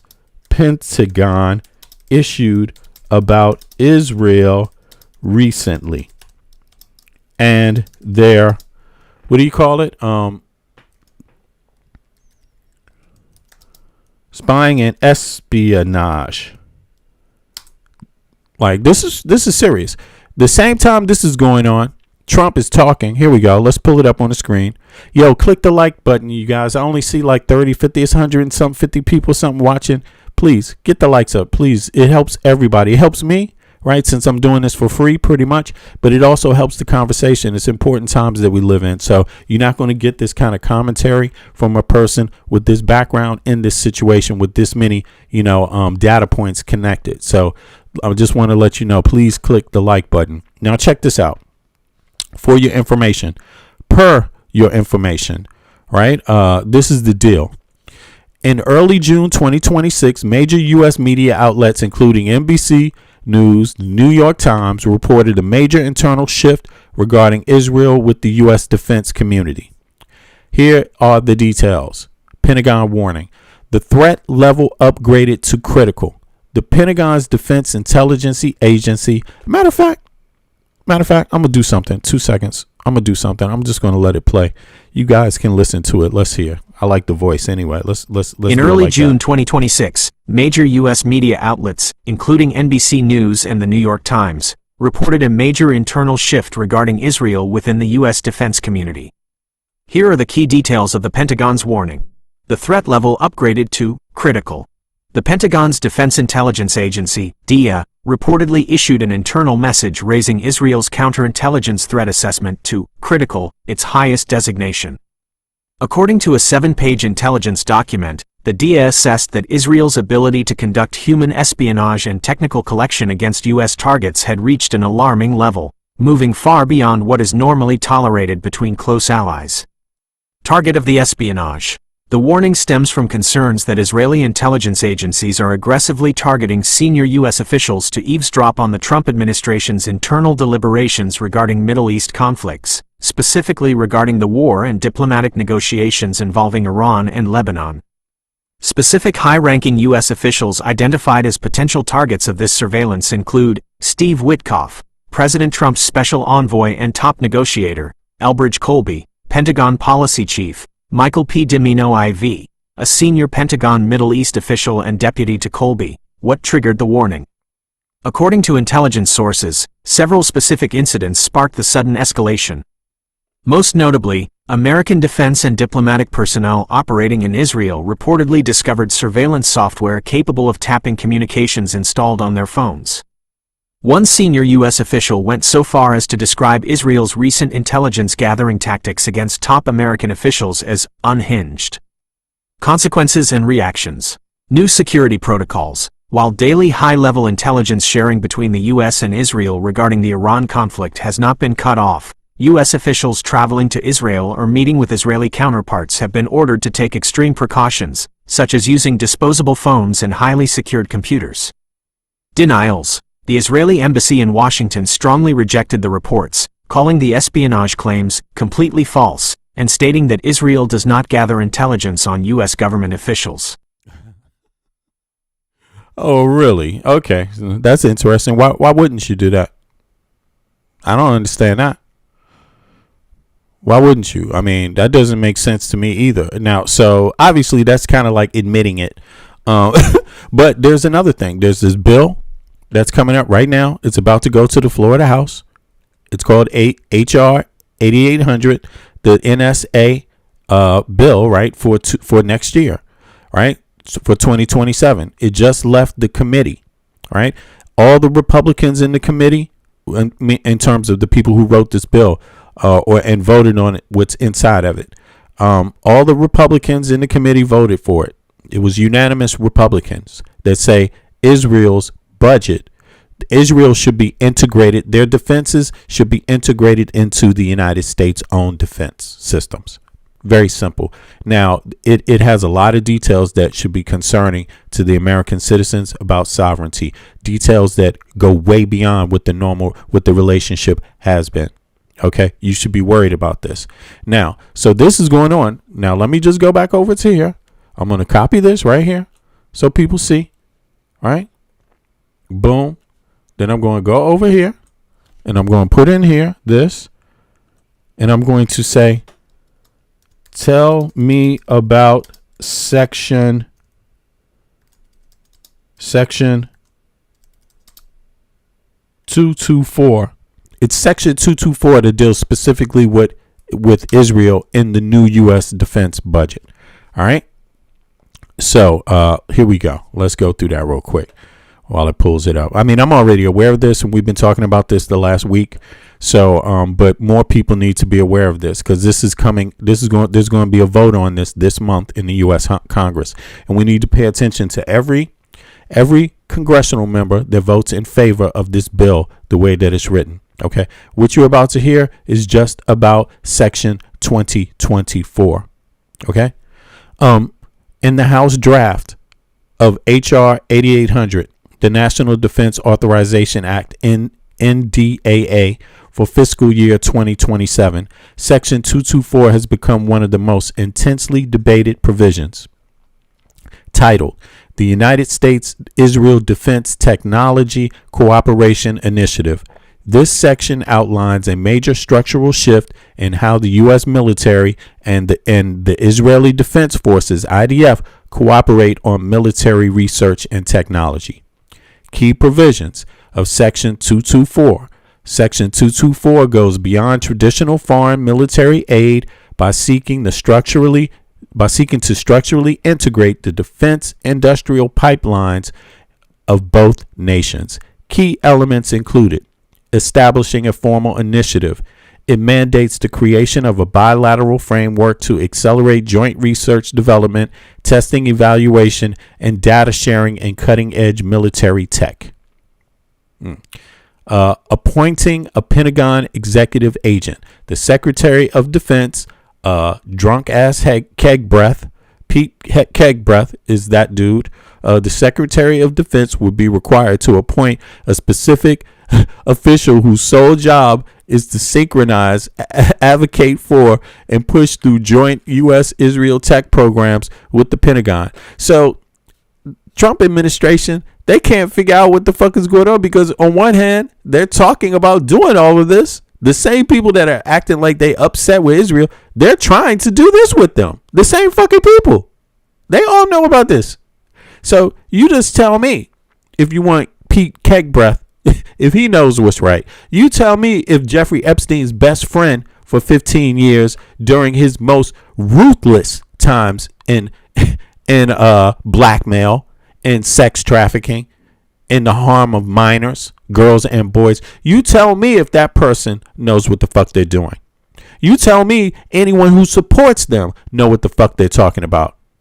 The answer is hell fucking no, they don't. And Europe needs to know that. I'm sure they do. They do already. They already do. And you need to keep on knowing it, because these people will destroy everything you have worked for. Not just the EU, not just Europe, but every individual nation too. Like, seriously, even together or by yourselves, this is no good. This is a Trojan horse. You have to understand that. So let's keep going. Keg Breath, Defense Secretary, will be required to appoint a specific official whose sole job is to synchronize, advocate for, and push through joint U.S. tech programs within the Pentagon. While the Pentagon is called them a severe security threat. What the fuck is going on here? And I know what they're doing.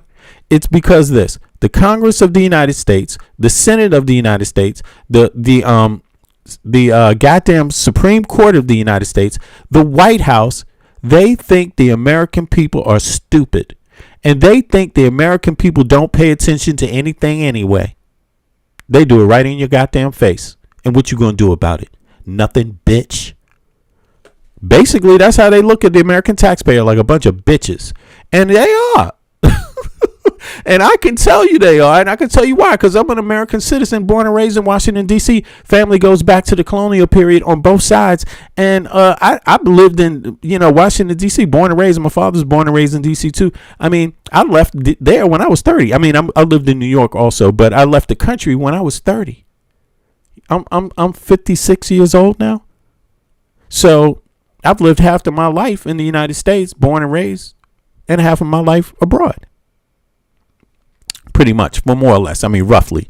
You know what I'm saying? At least 20 years in Europe. You see what I mean? So I'm telling you, as an American, this is how our government thinks. They think we are bitches.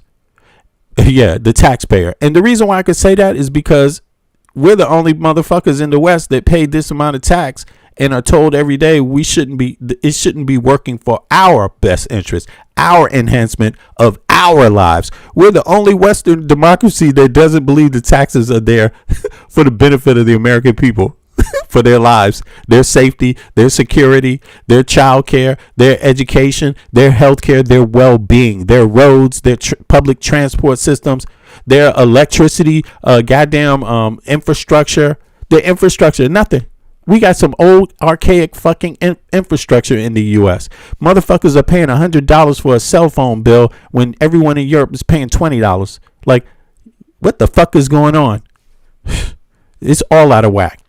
Targeting, this is more of it. Targeting next generation. I mean, think about this. This is crazy. At the same time, you ain't got no infrastructure. You ain't got any goddamn. Your cell phone shit is just ridiculous. All these same problems: education, healthcare, all this shit. And this is what we're talking about here. We got some dumbasses that say, you know what we're gonna do? We're gonna find a way to get Israel paid off for us, to our taxpayers. That's a good idea. Okay, same motherfuckers will never vote for you to have universal health care, the same goddamn health care everybody else in the West has. This is what you get for your tax dollars, a bunch of traitors. Targeting next generation technology. The initiative focuses, and really, don't get me wrong, I'm not anti-Israel. I'm not even anti-Israel. I'm anti being a bitch. You know what I'm saying? I'm anti my government treating our people like we're just suckers. That's what I'm anti. It shouldn't matter whether we talking about Israel or anybody else. This shit is a no fucking go, baby. This is a no go. Especially when your own Pentagon says people are fucking spying on your own goddamn government top officials. Like, fuck all of this. Especially when Jeffrey Epstein was actually working with Mossad or Mossad agents. Fuck that. Fuck that. Period. You cannot run operations like that on U.S. soil and kill and rape and pillage anybody, even blackmail. I don't give a fuck if I like the politician or not. Motherfucker, fuck you. That's what being a proud citizen is. It means you ain't going to do it against my opponent on our home soil either, motherfucker. But Americans are bitches, y'all. The politicians think they are anyway. Look. Free tracking procurement. It aims to streamline the pipeline so the technologies co-developed or engineered in Israel can be quickly adopted into formal U.S. military procurement and manufactured. So they're going to make weapons for us, and then all of a sudden when we don't do what they like or Netanyahu likes, then all of a sudden the weapons don't work? Don't you know that's exactly why Europeans stopped buying the F-35 on large? So a few might, but put the brakes on a lot of U.S. technology just because of this political dynamic. Who can be trusted? Involving elite agencies, the provision specifically loops in high-level Pentagon bodies, including DARPA, the Defense Innovation Unit, DIU, the Missile Defense Agency, and the U.S. Space Command. Goddamn, they just going to be up in all our business. Why is this controversial? While the House Armed Services Committee advanced the outreaching bill, Section 2024 sparked significant friction among defense analysts, policymakers, and internet commentators like myself, resulting in two distinct viewpoints. The critics' concerns: loss of oversight and sovereignty. These are sovereignty is a serious thing. Oversight is a serious thing, right? It's your tax dollars. Think tanks like Quincy Institute, responsible for statecraft, alongside lawmakers from both sides of the aisle, such as Republican Ro Khanna and Thomas Massie. Thomas Massie is the Republican representative of the House that wrote the discharge petition for the Epstein files. Yes, and sponsored it. He wrote it. He's the author of it. Without him, you wouldn't have never seen any of them goddamn Epstein files. The same man that is responsible, pretty much, of course, he had people support him, mainly Democrats. God damn. Look, the Republicans in the House wouldn't sign it. Only one or two Republicans. The rest would not sign the discharge petition. The discharge petition meant that the House Majority Leader, MAGA Mike Johnson, even if he doesn't call a vote on it, that it's going to happen anyway. And that's why they needed the discharge petition. They needed 214 votes. The people of America had to wait months just because the Democrats didn't have enough people by themselves. They had two Republicans on their side, but they still didn't have enough people in the committee. They had to wait for some elections to be resolved. Then they finally got the members, and MAGA Mike Johnson shut down the House. Said, fuck it. We're going to shut down the House. That way I don't have to appoint the newly elected Democratic members. So they didn't want this Epstein file shit to happen. Finally, when the discharge petition came out and got enough votes, 218, I think it was, then they all pretended like they wanted it. No, they defended. They're traitors to the United States of America, because they all should have wanted those documents out from day one. It would have helped, but they did it for some reason, delay. But in any case, that's who Thomas Massie is, for those that don't know. Okay, so it lacks traditional oversight. Creating a dedicated executive agent inside the Pentagon could allow Israel-centric projects to bypass normal strict State Department and Defense Security Cooperation Agency DSCA vetting.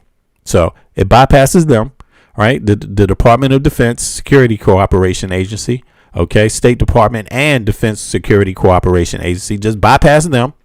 Technology leakage. Opening up the Pentagon's internal R&D to a foreign nation could risk exposing America's most tightly guarded technological secrets. That should bother you. After all, it's the taxpayers that pay for all of that shit. It's yours, actually. The merger rumor.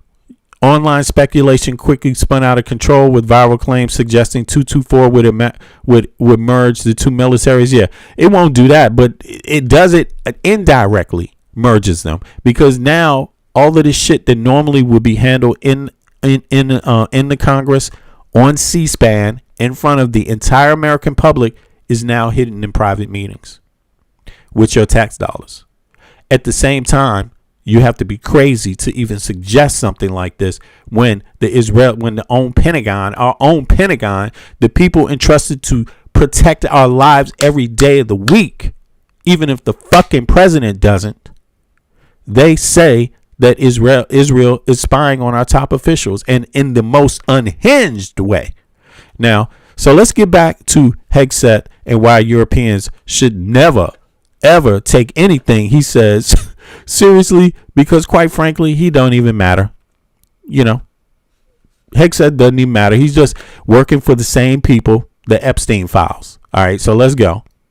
Diplomats described this, but I will say that many of them had hoped that the really high tensions over the Strait of Hormuz were past now that the U.S. and Iran had signed this deal, and they thought that perhaps they could just provide, ships to help with navigation, help with demining, and that everything would be fine going forward. Now they're not exactly sure what additional resources the U.S. is going to pull back. This comes on the heels of reductions that were announced a few weeks ago in the NATO force model. That's the planning for what would happen in case of a crisis, and the U.S. has said, well, we're not going to contribute some of our, fighter jets, some other assets, and what they are really worried about is not being able to replace with European assets things like intelligence, surveillance, and reconnaissance. The U.S. has the most sophisticated systems by far, and also deep strikes. Those are missiles that can go over 100 kilometers.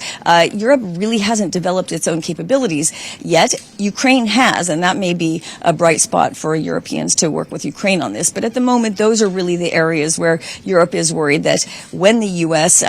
Pulls back these capabilities, they will not have replacements in the immediate future. So huge tensions between the U.S. and its European allies over the war in Iran. All right, let's go on. Let's keep moving. Click the like button, y'all. Appreciate it. The era of free riding is here. Eisenhower and Trump disagree. This isn't what the president or America expects from this alliance.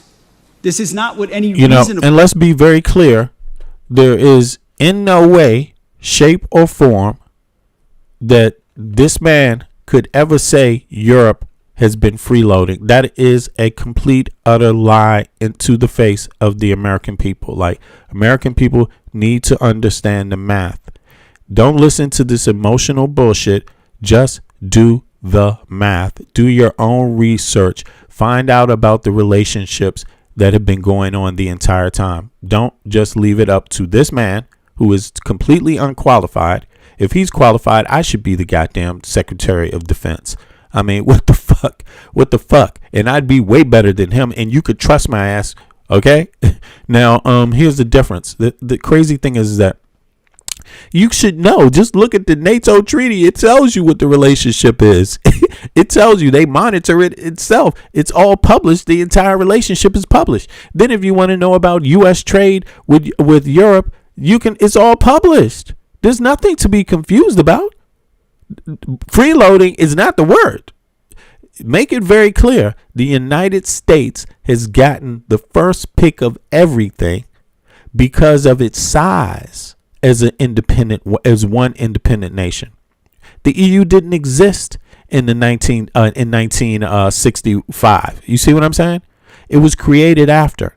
You see what I mean? So the United States was a country with 350, of course the population was smaller back then, but you get it. A lot of people for one nation, Western nation, it had the largest population. So it generated more. It could produce more machines. It could produce more weapons. It could produce a lot. And it had manpower. That counts, right? That the size of your army counts in these things. So after World War II, they got the lion's share of all that trade for since today. The U.S. has been calling the shots. Yeah. And if you want to talk about Hegseth, they like to use these terms, Western. So, Vance likes to criticize Europe about the, Western civilization being on the brink of, being destroyed in Europe. This kind of stuff. Motherfucker, what do you think NATO was about? Are you dumb? What do you think your trade was about? Are you dumb? That's exactly what it was about, the preservation of Western society. And this motherfucker has just dismantled it. Now, for a lot of people that don't get it twisted, you might want to look through this lens of color, but Western civilization is not color. Okay? It's more detailed than that. And color is not mentioned in it. You see what color is not a part of it. It's not even an important component, man. It's the other things are important. Democracy, having a vote, having a say in how you get taxed, having a say in how your country moves.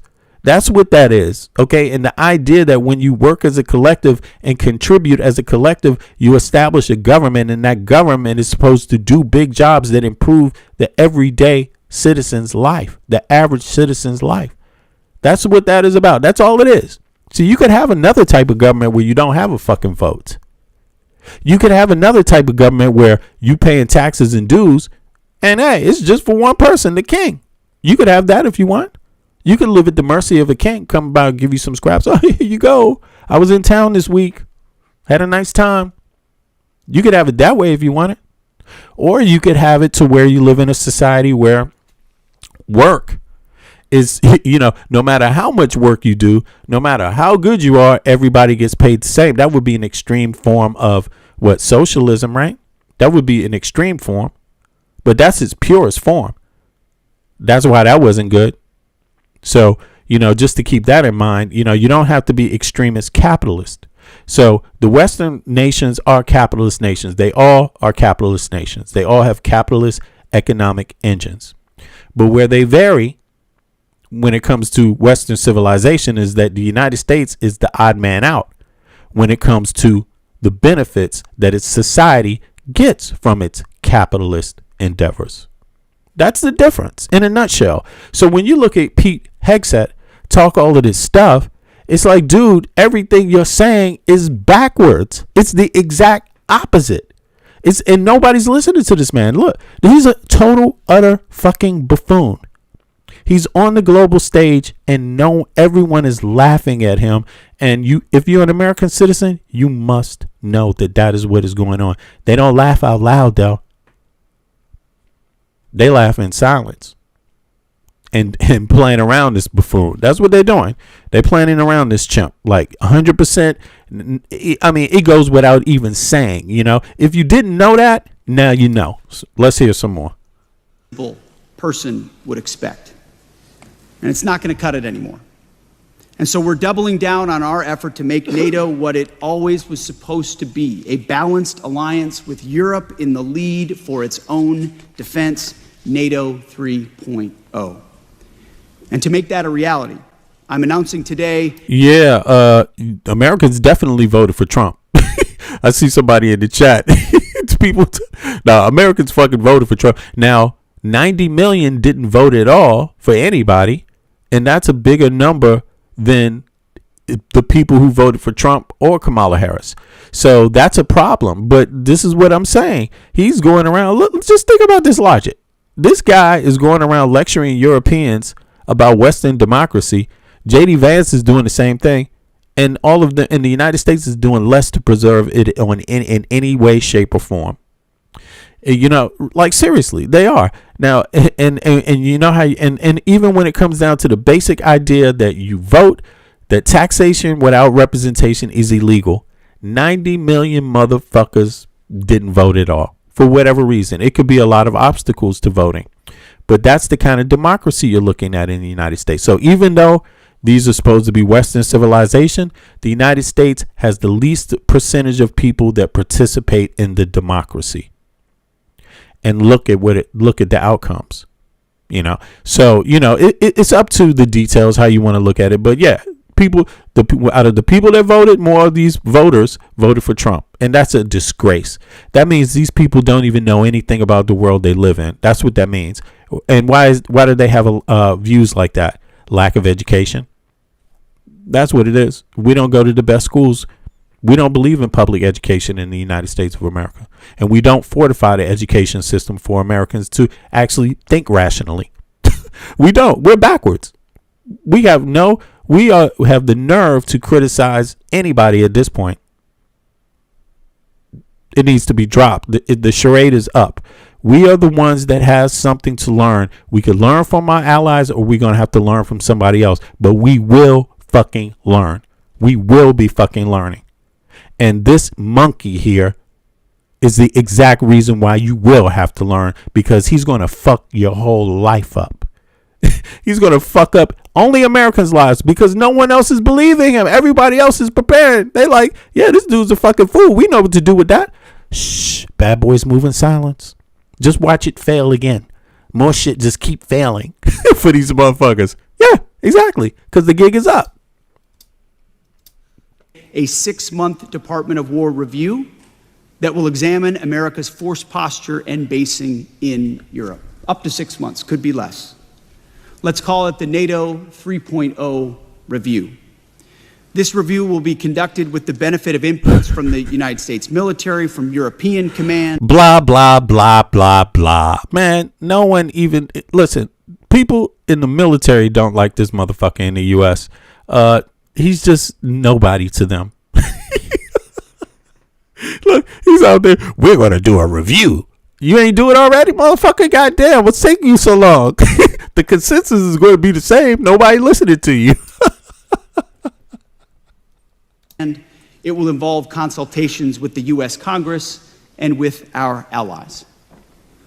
But make no mistake about it, this will be a real review. It will be designed to ensure that NATO is moving fast and we're shaking in our boots. We're shaking in our boots. It's going to be real. Uh-oh, everybody. Irreversibly toward Europe leading, stepping up to take primary responsibility for the defense of Europe, stepping up to ensure our forces are postured for America's global needs, and stepping up to make sure that our access, basing, and overflight are clearly delineated and assured. Any other country would... Listen, how can you assure anything when you have a moron called Trump who he can't even assure anything that happens when he just wakes up in his own life? This motherfucker's a walking colossal. He's a colossal idiot, man. He's a walking moron. So motherfucker, what is up with this? It's like, and he wants guarantees from other people. No one knows what you can't give anybody guarantees. What the hell is going on here? You see all this flip-flopping Trump is doing from left or everywhere. How can anyone give you a guarantee? Because you don't do anything you say you're going to do. Didn't he say they were going to? Remember, he said no foreign wars. How come the American people didn't say we want guarantees? Is that what we got to say?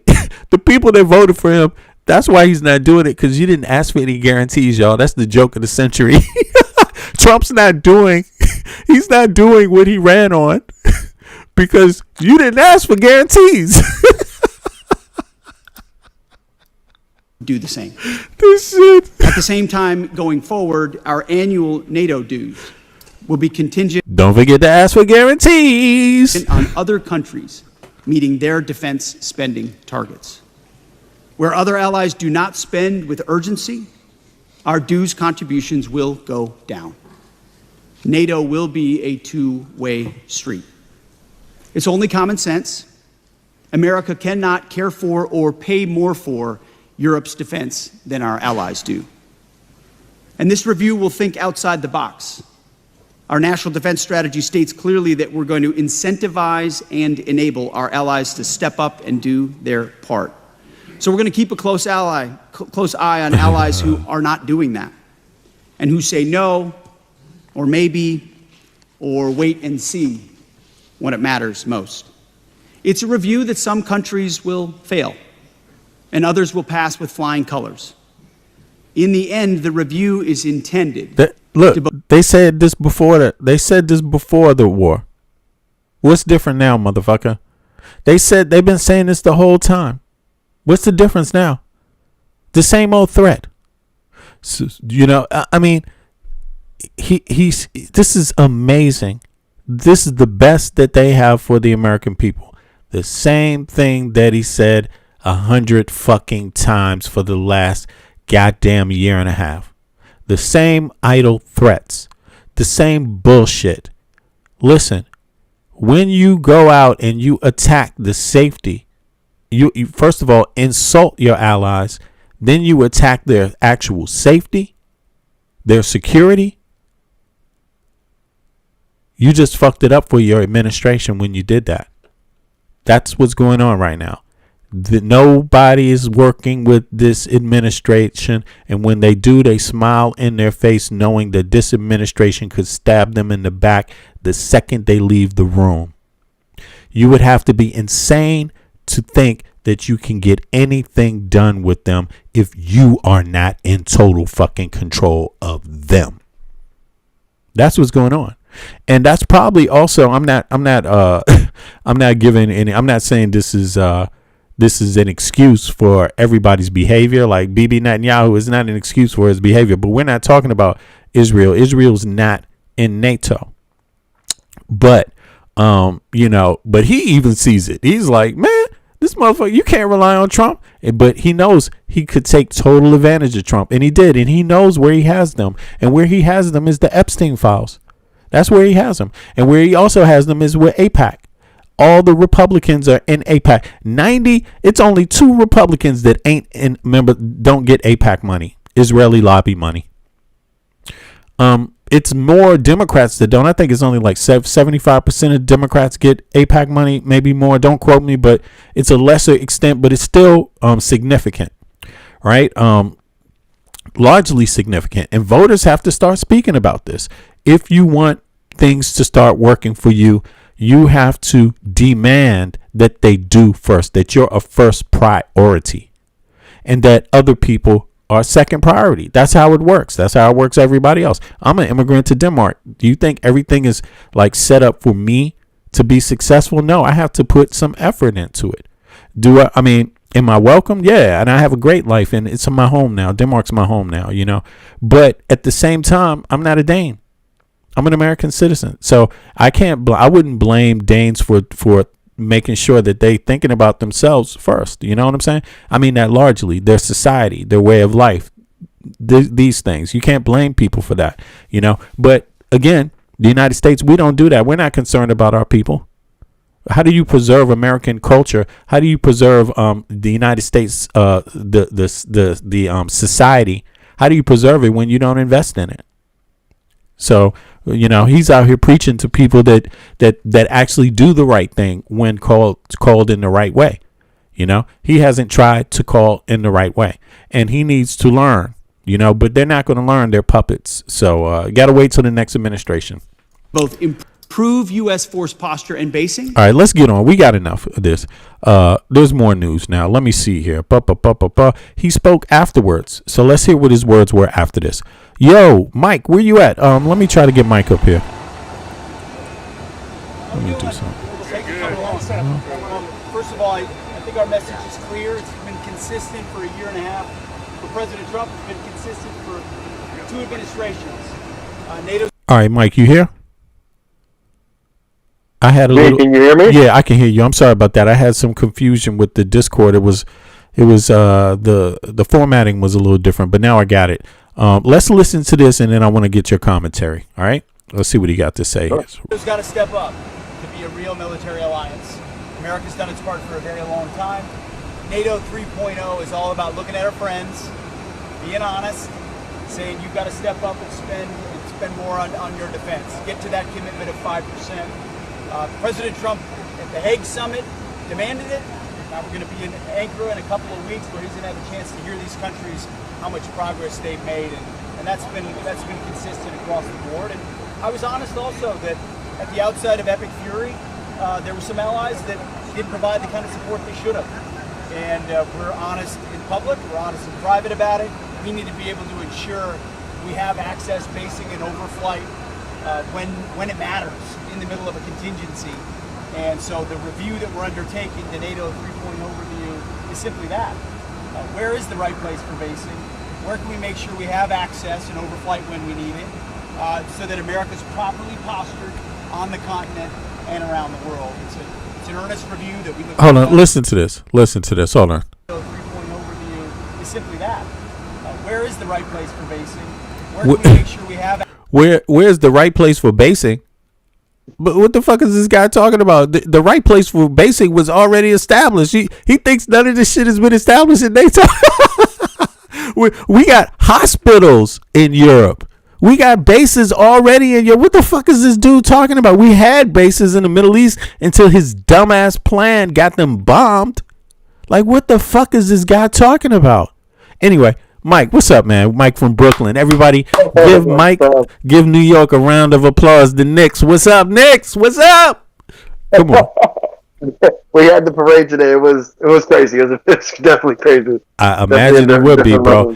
Hey, if there was any other place I'd rather be on that day, on this day, it would have been there for that one day, bro. Straight up.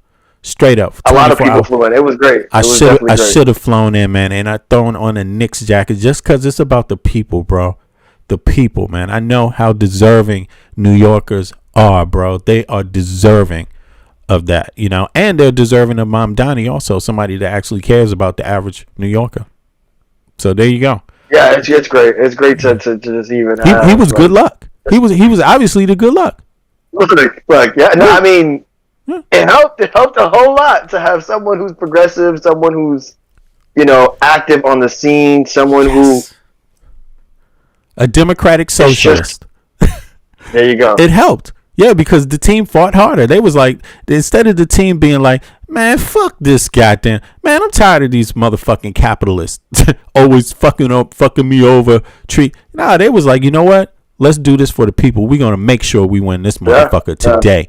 Yep. There's going to be a change today, and they came out and they played. And Mamdani, they didn't let Trump's bad luck totally fucked them over. No, they didn't. Yeah, he tried though. No, they. He definitely tried. Trump tried to sabotage this shit. Nobody want Trump around. He definitely did.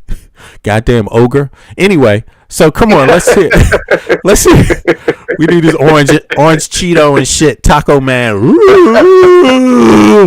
Just showing up, stinking pants, everything, diaper on, grabbing fucking little girls. Exactly. What the fuck? Son doing coke. We don't need. Come on, man. What the fuck? Anyway, so look, what did you think? What's going on with Hexet, man? What's going on with the just? Hexet, he's just so unqualified for his own job, right? And that's just the basis of it, right? Like this whole administration has forced so many people in positions that just are unqualified, right? They're uneducated, and that's what comes with the qualification, right? Being educated and having experience in your field, and he doesn't have that, right? He's pushing rhetoric that is a non-factor, right? I think when it comes to NATO, you know, the U.S. has always been one of the leaders of NATO, and that comes along with being the most powerful country, right, in the world, right? And we've taken a step back from that with Trump and this administration, and the contributors in NATO know that, right? Like they know that, they can see that, right? And if you're gonna, they not blind. Push the rhetoric, even Stevie Wonder can see this shit.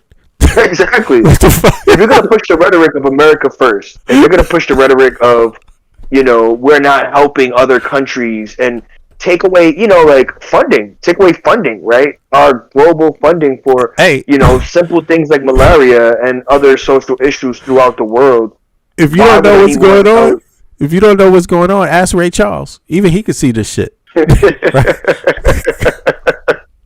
Yeah, no, I mean, even your most non-political European can see how America has changed since this current administration, right? Yeah. And you know, the hypocritical stance of saying we need your help, but fuck everyone else, makes no sense, right? What country is going to voluntarily, especially after hearing Hexet, go, you know what?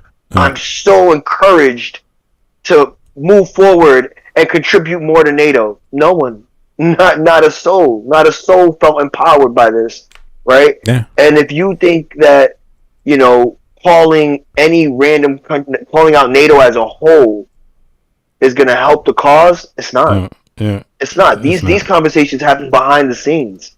You publicly bashing, you know, your NATO allies, quote unquote allies, you are only making you look worse. Again, this is what it means to be underqualified. But let's stop right there, right? That you make a good point. This administration, they think bashing talking this way to their own citizens works. They think talking this way to half of the country or even more of half of the country works. They think talking about presidents and others that don't share the same political views this way down to them, that's their general ideology. They have a communication problem. They don't learn to understand their place and that they need other people. And when you need other people, you talk to them like that. They don't understand diplomacy. They don't understand democracy. And Yeah, this is man. just another example of that, right? Again, these things happen behind closed doors, Right. right? Trump just came from a G7 meeting. That was supposed to happen there, right? He was supposed to meet these leaders instead of saying, "Hey, the most important person's here. How about you have these conversations and sit down while you have the opportunity to discuss it off camera." Right? This is what I mean by having just like this whole reality TV mentality, right? Of, oh yeah, look, if I say it on TV, I'm publicly pressuring them. You're not publicly pressuring anybody. Right. Right. In fact, you it didn't work. de-incentivize them to even listen. Yeah, it didn't. It won't. Acting a buffoon didn't help. What the fuck? It won't. It won't help. Yeah, true, man. Right. True. And again, when you lack even the experience and the credibility, that adds to people not taking you serious. Facts. Right? Facts. Like, why would they take you serious? What have you contributed overall when it comes to being consistent in NATO? Nothing. No one go, oh, this man has 12 years of experience and he has dealt with a bunch of prior NATO leaders, so maybe we should listen to him. No one. Yeah. No one at all. Man, no one at all, listening right? to him, man.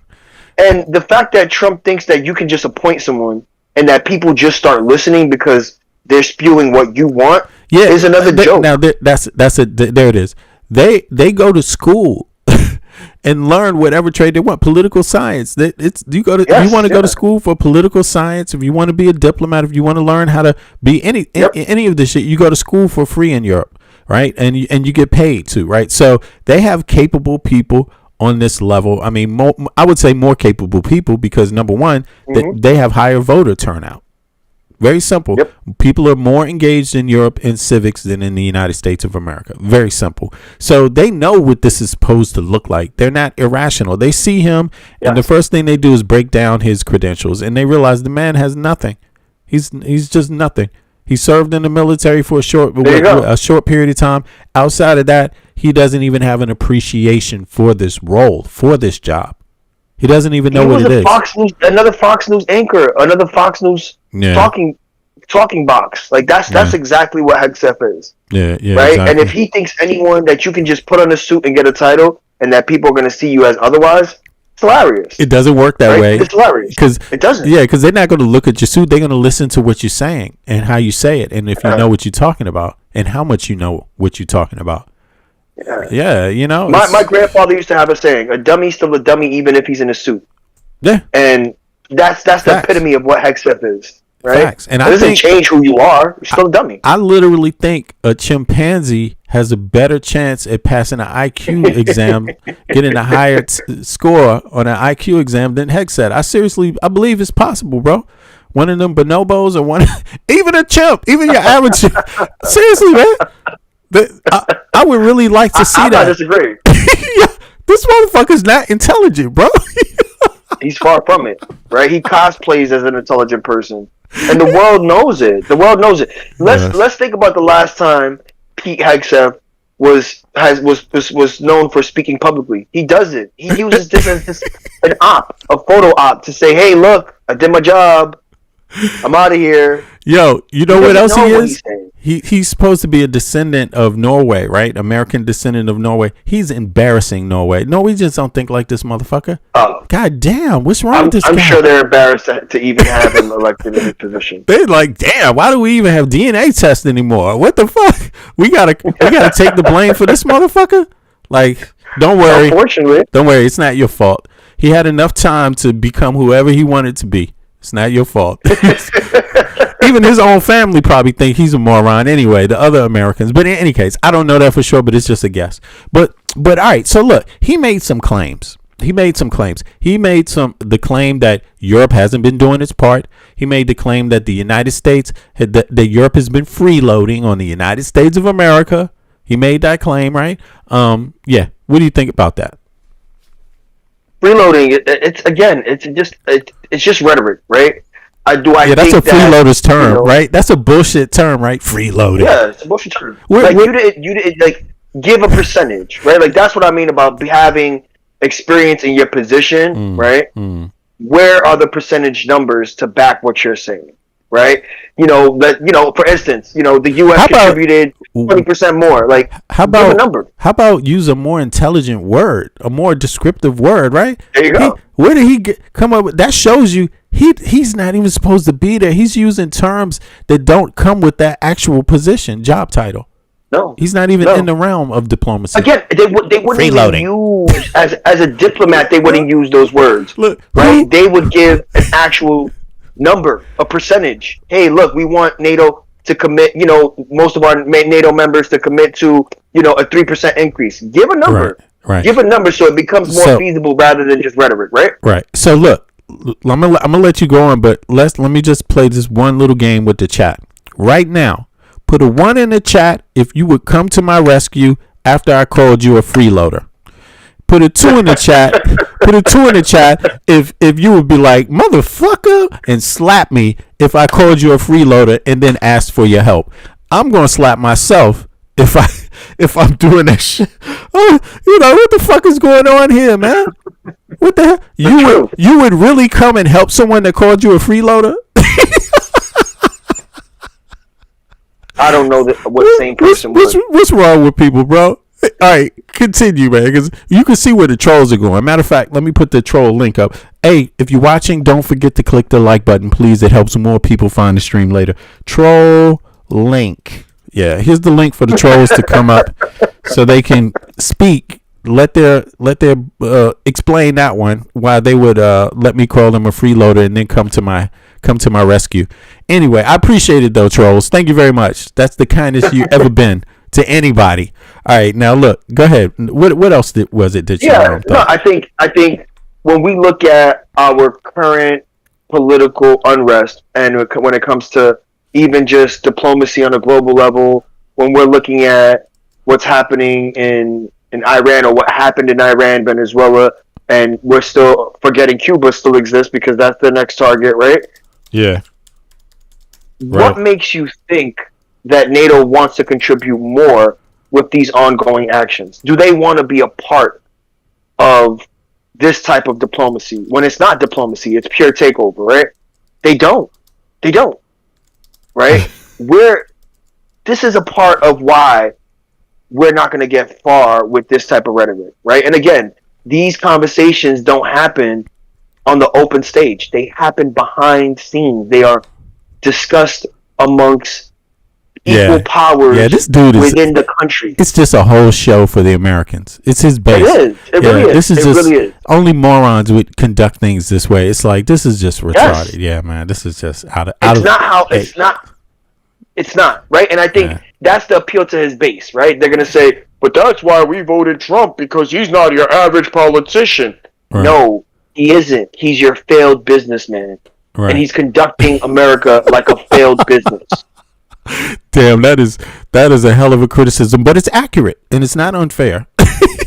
It's actually accurate. I mean, it's true. He's a failed businessman, bro, and he's a felon. He's bankrupting America. He's a crook. Yeah, he's a crook, yo. He's bankrupting America, all while trying to run it like it's some sort of reality TV show and failed Trump business venture. I mean, it shows by people like Hexa. It just does. And then he's inviting Europe to be more like him when his own country is fucking failing. I mean, what the fuck? Yes. He's like bad luck. No one wants to be down with the U.S. Like, even Canada, your oldest ally, your strongest ally, they don't even want to be down with your ass. I mean, what the fuck? No. What is it, man? And even if they put the optics big up to of Canada. Not bashing him, yeah, they'll never admit in public that they back him, right? That they back this type of rhetoric. Yeah, they may not say it openly, right? Because they're going to fear retaliation. Yeah. But one thing they won't do is say it publicly. They'll never openly say, yes, Trump, we agree with you. Yeah. Give me a country that has. Right. They haven't. And it's for reasons. It's right? for reasons. It's for reasons to know. They know. Yeah. Right? They know. They're not trying to further his agenda, nor do they agree with it, even if they haven't publicly spoken against it. Yeah, they're going to let them burn their own steam out. They're going to let Hegseth burn out himself. They're not going to do anything to influence it either way. You want to bark? Keep barking, dog. Go ahead. Yes. Nobody's taking your little goddamn chihuahua ass serious. They're like, let the Chihuahua bark, man. He thinks he's a big dog. It goes to show how this regime is slowly but surely losing all of its support that it's even had, right? Where, you're not going to hear any of the NATO members respond to this. They won't. They don't feel the need to, right? Like, I wouldn't. I wouldn't either. There's no reason to. No reason to. Exactly. It's not like it's threatening you. No. It's not going to make them money. Yeah, it's not going to make them money commenting on this. It's not going to serve the people commenting on this, right? It's a distraction. So, exactly. It's true. It's true. A part of what they do. This ain't right? YouTube. And unfortunately, this ain't YouTube. You don't have to reply to every insult by a monkey and shit. No, yeah. A man with chimp-like intellect. Are you going to respond to him? A man who has known alcoholic issues. Right? Access is a known alcoholic. We don't need. Who's going to reply? Nobody feels the pressure or need to reply to him. There's no need to. Right? It's not like he's some important diplomat who is going to be around forever. Once this administration is done with him, that's it. He's going to fall back to Fox News and go back to wherever hole he came from. Devil Dog, what's up? Devil Dog 641, I appreciate you. I see you. Good looking out. Yo, I hear you, bro. And this is just, I just hope Americans, we know the trolls have their agenda, but real people that are real, that are actually real Americans, I hope you listen to this message. Do not be fooled by this silliness of this man right here. He is the worst representative that you have had in your entire motherfucking life. And we haven't had always perfect defense secretaries, but this motherfucker takes the cake. Is this a man? I want to give him a DNA test to find out. Like, what the fuck? I need to know. Like, how much, it's like, I mean, what happened here? What happened, man? Damn, brain damage or something? Like, where the fuck did that I don't start? doubt it. Yeah. It's the alcohol, bro. And listen, if you ever wanted to win over Pete Hegseth, all you got to do is invite him any place whatsoever and just have some drinks. You'll be all right. You'll win. Just give his ass a 6-pack or whatever, whatever the local beer is, man. And you're going to have his ass. You can find. And bring your camera. Make sure you bring your camera with you. You're going to get everything you want out of this motherfucker, boy. All right, now, let's get on to the next issue here, because we can't spend all day talking about this monkey. Now, let's review a little legal AF just to see what they're talking about here. Apparently, this is about some house leaks. So let's see. There's a leak in the White House, and I don't mean in Michael the roof Popo. or the ceiling. Oh, Popak, I'm There's sorry. There's a mole. There are corroborating witnesses for the press about the MAGA 9 who met inside the sit room to plan a cover-up, hoping nobody would know about it when it came to the Epstein files. Who are the moles? Who is cooperating with the New York Times? How did they get such detailed information, direct quotes of people from J.D. Vance to Todd Blanche, to Stephen Chung, to Susie Wiles? Everybody in that room except one guy, but he was in that room anyway, a guy named Donald Trump. And what about the people not in the room? Like then AG Pam Bondi, or currently FBI Director Kash Patel, or former Deputy Director of FBI Dan Bongino. They weren't in the room, but they phoned in. What else did they do with an electronic device? We cover that and all in our Legal AF podcast, and here's a clip. Just as the Trump regime quite literally covering up the removal of Donald Trump's name, vandalizing the Kennedy Center, they continue to cover up the Epstein files. It's one of the totality of circumstances that led to this unlawful and catastrophic war in Iran, as we were all getting closer to finding out more and more and more what's really in the Epstein files, and of course identifying this massive Trump regime cover-up. Lots of people believe, and I'm one of them, that one factor, there's a lot of factors, but one of those factors was the continued cover-up of the Epstein files for this catastrophic war. Now, the cover-up obviously continues. Pam Bondi refused to go under oath, as Howard Lutnick refused to go under oath. Both refused to be videotaped for their depositions. Bondi refused to answer questions that predate 2025, questions 2025 on. She refused to answer any questions about communications with Trump or anybody in the executive branch. I mean, what else would you be asking her? What did you do on vacation? And what do you think you're going to be asking her? All the questions are going to be, what did you tell this person? What do you speak to that person? Sorry, I can't answer. Privilege. It's not a do me a favor, y'all. We got 100 people, 30 people watching, only got 70 likes.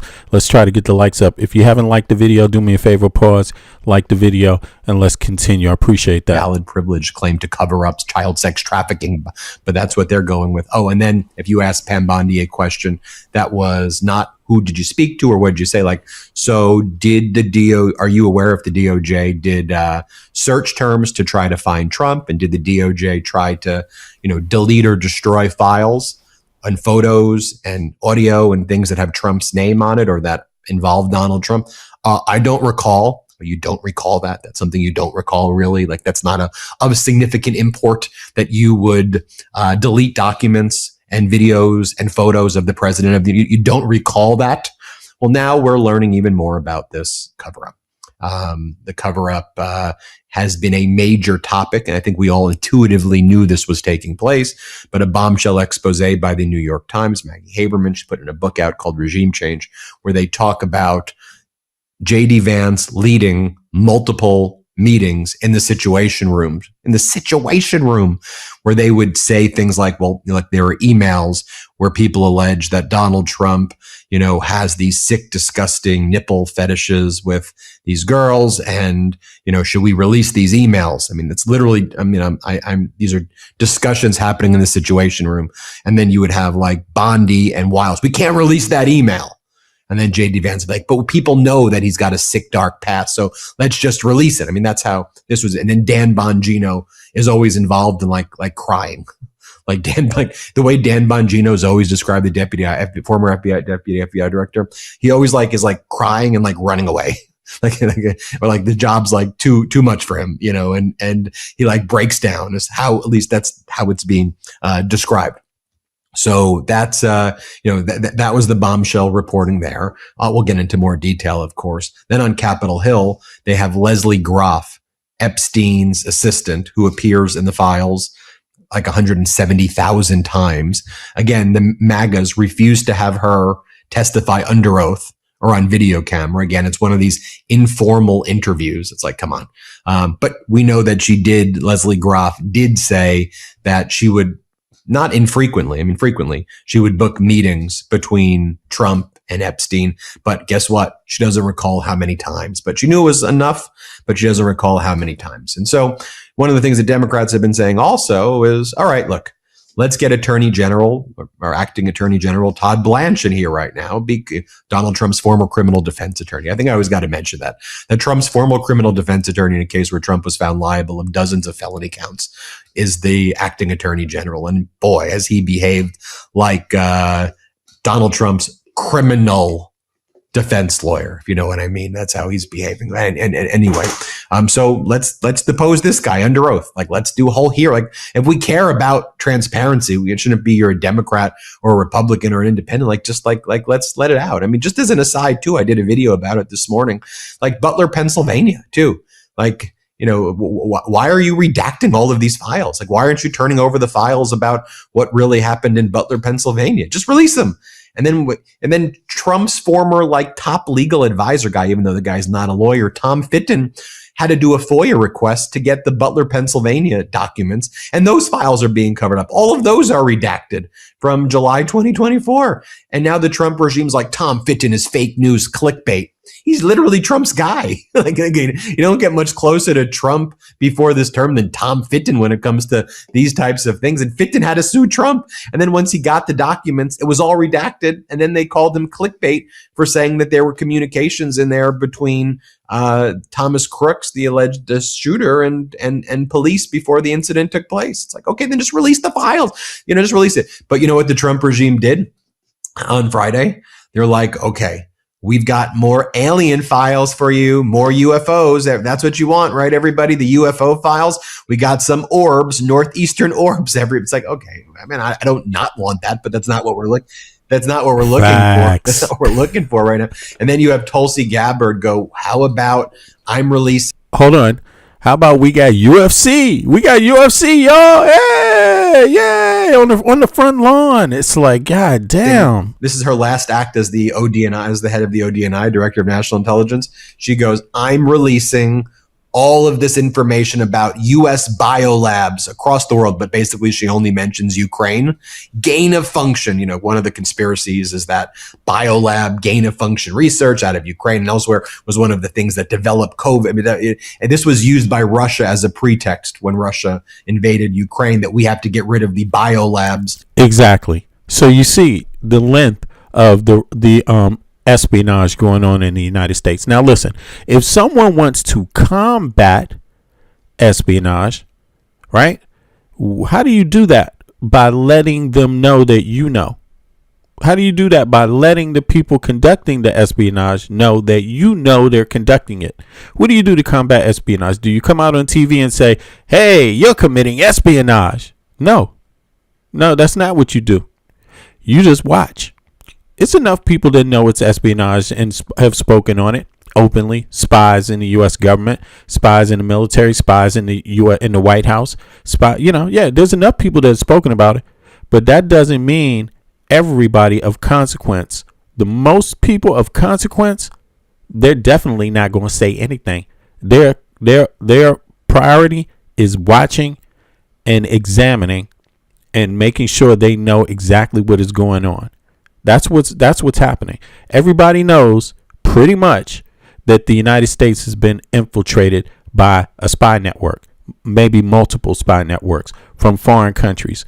That's pretty much the assessment. And look at this. That is not only the assessment. That's not only the assessment of just anybody in the United States, right? That's also the assessment of the Pentagon. That's the assessment of the Pentagon. Right now, they know that one is the Israeli intelligence. Yes, spying. Threat level upgraded to critical. The Pentagon's Defense Intelligence Agency, DIA, reportedly issued an internal message raising Israel's counterintelligence threat assessment to critical, its highest destination. It can't be higher than critical, period, right? And this is not the only one that they've talked about. They've talked about this shit over the years with Russia, Russian spies, Chinese spies. They all exist in the United States of America, and their job is to get a hold of people that are in the military or that are in critical areas in the U.S. government. That's their job. That's literally what they live for. That is what their role is. You see what I'm saying? And so they happen. Now, we've seen people be kicked out of the military for releasing top secret information. We've seen people be kicked out of the military for actually being agents for other countries. This happens. You see, it happens all the time. But the issue here is, what is the frequency and what is the, what's the term called? What is the damn term? I'm sorry. The velocity of it. The frequency and the velocity. Not necessarily the mass, but the frequency and the velocity of the intelligence and spying, right? And agents working for them, people being turned, double agents and things like that. So the United States has had this issue for quite some time. I mean, it's for people can go back as far as they want. It doesn't matter. But let's keep it the context right now to this moment in history, right? This moment right now. And so there's something bad going on, and a lot of people around the country, they are watching it play out. They're not going to tell you what they're doing. Once someone tells you, once a country publicly accuses you of having of like the president of the United States working for Putin, being compromised, and that's been said by many people. Once you have folks saying the president of the United States is compromised by Israel, once you have enough people saying that, it only takes one head of state to say it, and others are paying attention, right? Doesn't mean everybody's going to say it. Maybe only one says it. 25 more may behave according to what that one says. You see what I'm saying? So the general assessment is that something fishy is going on in the United States White House, executive branch, and it permeates beyond the executive branch too. It permeates to the Supreme Court. It permeates to the Congress. It permeates to the Senate. Right? So that's a consensus. Now, it could be very complicated trying to figure out all the little details, but I mean, how many details do you need? How many times do you need to be told? And in how many different ways do you need to be told? I mean, if you don't believe your own goddamn Pentagon when they tell you things, then I don't know what you pay taxes for, because this is what they said. Okay? Target of espionage. We just talking about one little group. Steve Witkoff, Elbridge Colby, Michael P. Domino, right? According to intelligence sources, several specific incidents sparked the sudden escalation, right? So, but this is just one dynamic going on out of many. Don't you dare think that that's just the whole security assessment, because they have the same things about Russian spies in the U.S. The only people they won't tell you is the folks that are Donald J. Trump sycophants that just wanted to stop talking about that. Well, I don't believe the CIA. I don't believe the Pentagon. That's what Trump said. Now that he's the president, that shit just disappears. No, it's still there. But Mike, you here? You still here? I'm here. Yeah, I'm gonna go on. What do you think about the security issue right now? And what do you think someone would do? Do you think they would just say, "Yeah, I think you're a spy," or do you think how do you think governments will handle this situation going on in the U.S.? Well, to be honest with you, we wouldn't even hear about it till it's done, right? They would have these investigations already set, and they would tell you who they're charging, who's been charged, how long they've been doing it, right? It's an embarrassment to have your country infiltrated, and you just speak broadly about it before you can actually press charges or know definitively who, right? Because now that changes your relationship with whatever country was spying on you, right? Now you're going to go forward and have these conversations on a diplomatic level behind the scenes and go, hey, look, now, we impose sanctions, or how are you going to, justify this, and what, how are we going to resolve this, right? And so when we see espionage coming from multiple different, I'm sure obviously we combat this on a daily basis, but for it to be so out in the open and prevalent now, it says a lot about this administration, right? And I think it has a lot to do with, department cuts, right? What they considered waste and fraud was a lot of individuals whose everyday job was just to maintain the infrastructure and stop basic espionage, right? The just the simple background checks that you would do that would take, a day or two more, or a week or two more. That's where, now these relationships are now fractured, because how can you get, again, you focused on federal spending, not knowing what that federal spending entailed, right? And I think that's what a lot of these cuts came from, and now it's showing in the cracks from not being able to just hold down our infrastructure, right? Hold down our intel and be able to identify these threats, right? Yeah. And prime example is having people like Pete Hegseth in position, people who have no business being in the position that they're in. What was the other lady's name? The woman who just started talking about the aliens, Tulsi Gabbard, right? What the fuck? Oh, Tulsi. Come on. I mean, they said that the lady, she's been said to be a Russian's fucking spy. This is before she even got that position. I mean, yeah. So, yeah. But why would he put her in position, right? And again, now you have to question for sale, the motives of why she was placed in position. His executive office was for sale, period. They were for open sale. Anybody that wants to give them money, they will just give them anything they need. It started off like that with, why does a guy take top secret files, Trump? He takes boxes and boxes and boxes of top secret files to his home and leaves them in the toilet in his private resort. In his private resort where people come every day from all around the world to play golf. Have a massage. Just leave them in the toilet. The top secret files talks about. And to assume that you wouldn't know that these files, that the U.S. government wouldn't know that these files were missing or taken by a former sitting president. Yeah. Yeah, this is some crazy shit. And then he talks about nuclear secrets. Ha ha. It's like, man, it is like, how I see it is, it's a house burning. It's a fire alarm, and I think most governments are aware of this, particularly our real allies are aware of this and concerned and paying close attention. But they already have contingency plans for this. They already know what time of day it is. I want to inform the United States citizens that our allies know what is going on and they are actually concerned. They don't confuse us with this crazy government that is going on right now. They don't confuse the average American person. Yeah, the people that continue to support this crazy shit, they understand exactly what your thinking is, how you think, and what your history is in the country. What your politics are and your views. They understand how much you make a day. They understand that you are fucking actually vote against your own interests often. They, a bunch of what do you call it, rugrats, basically. But they understand everything. So you need to understand that these people, you are not alone.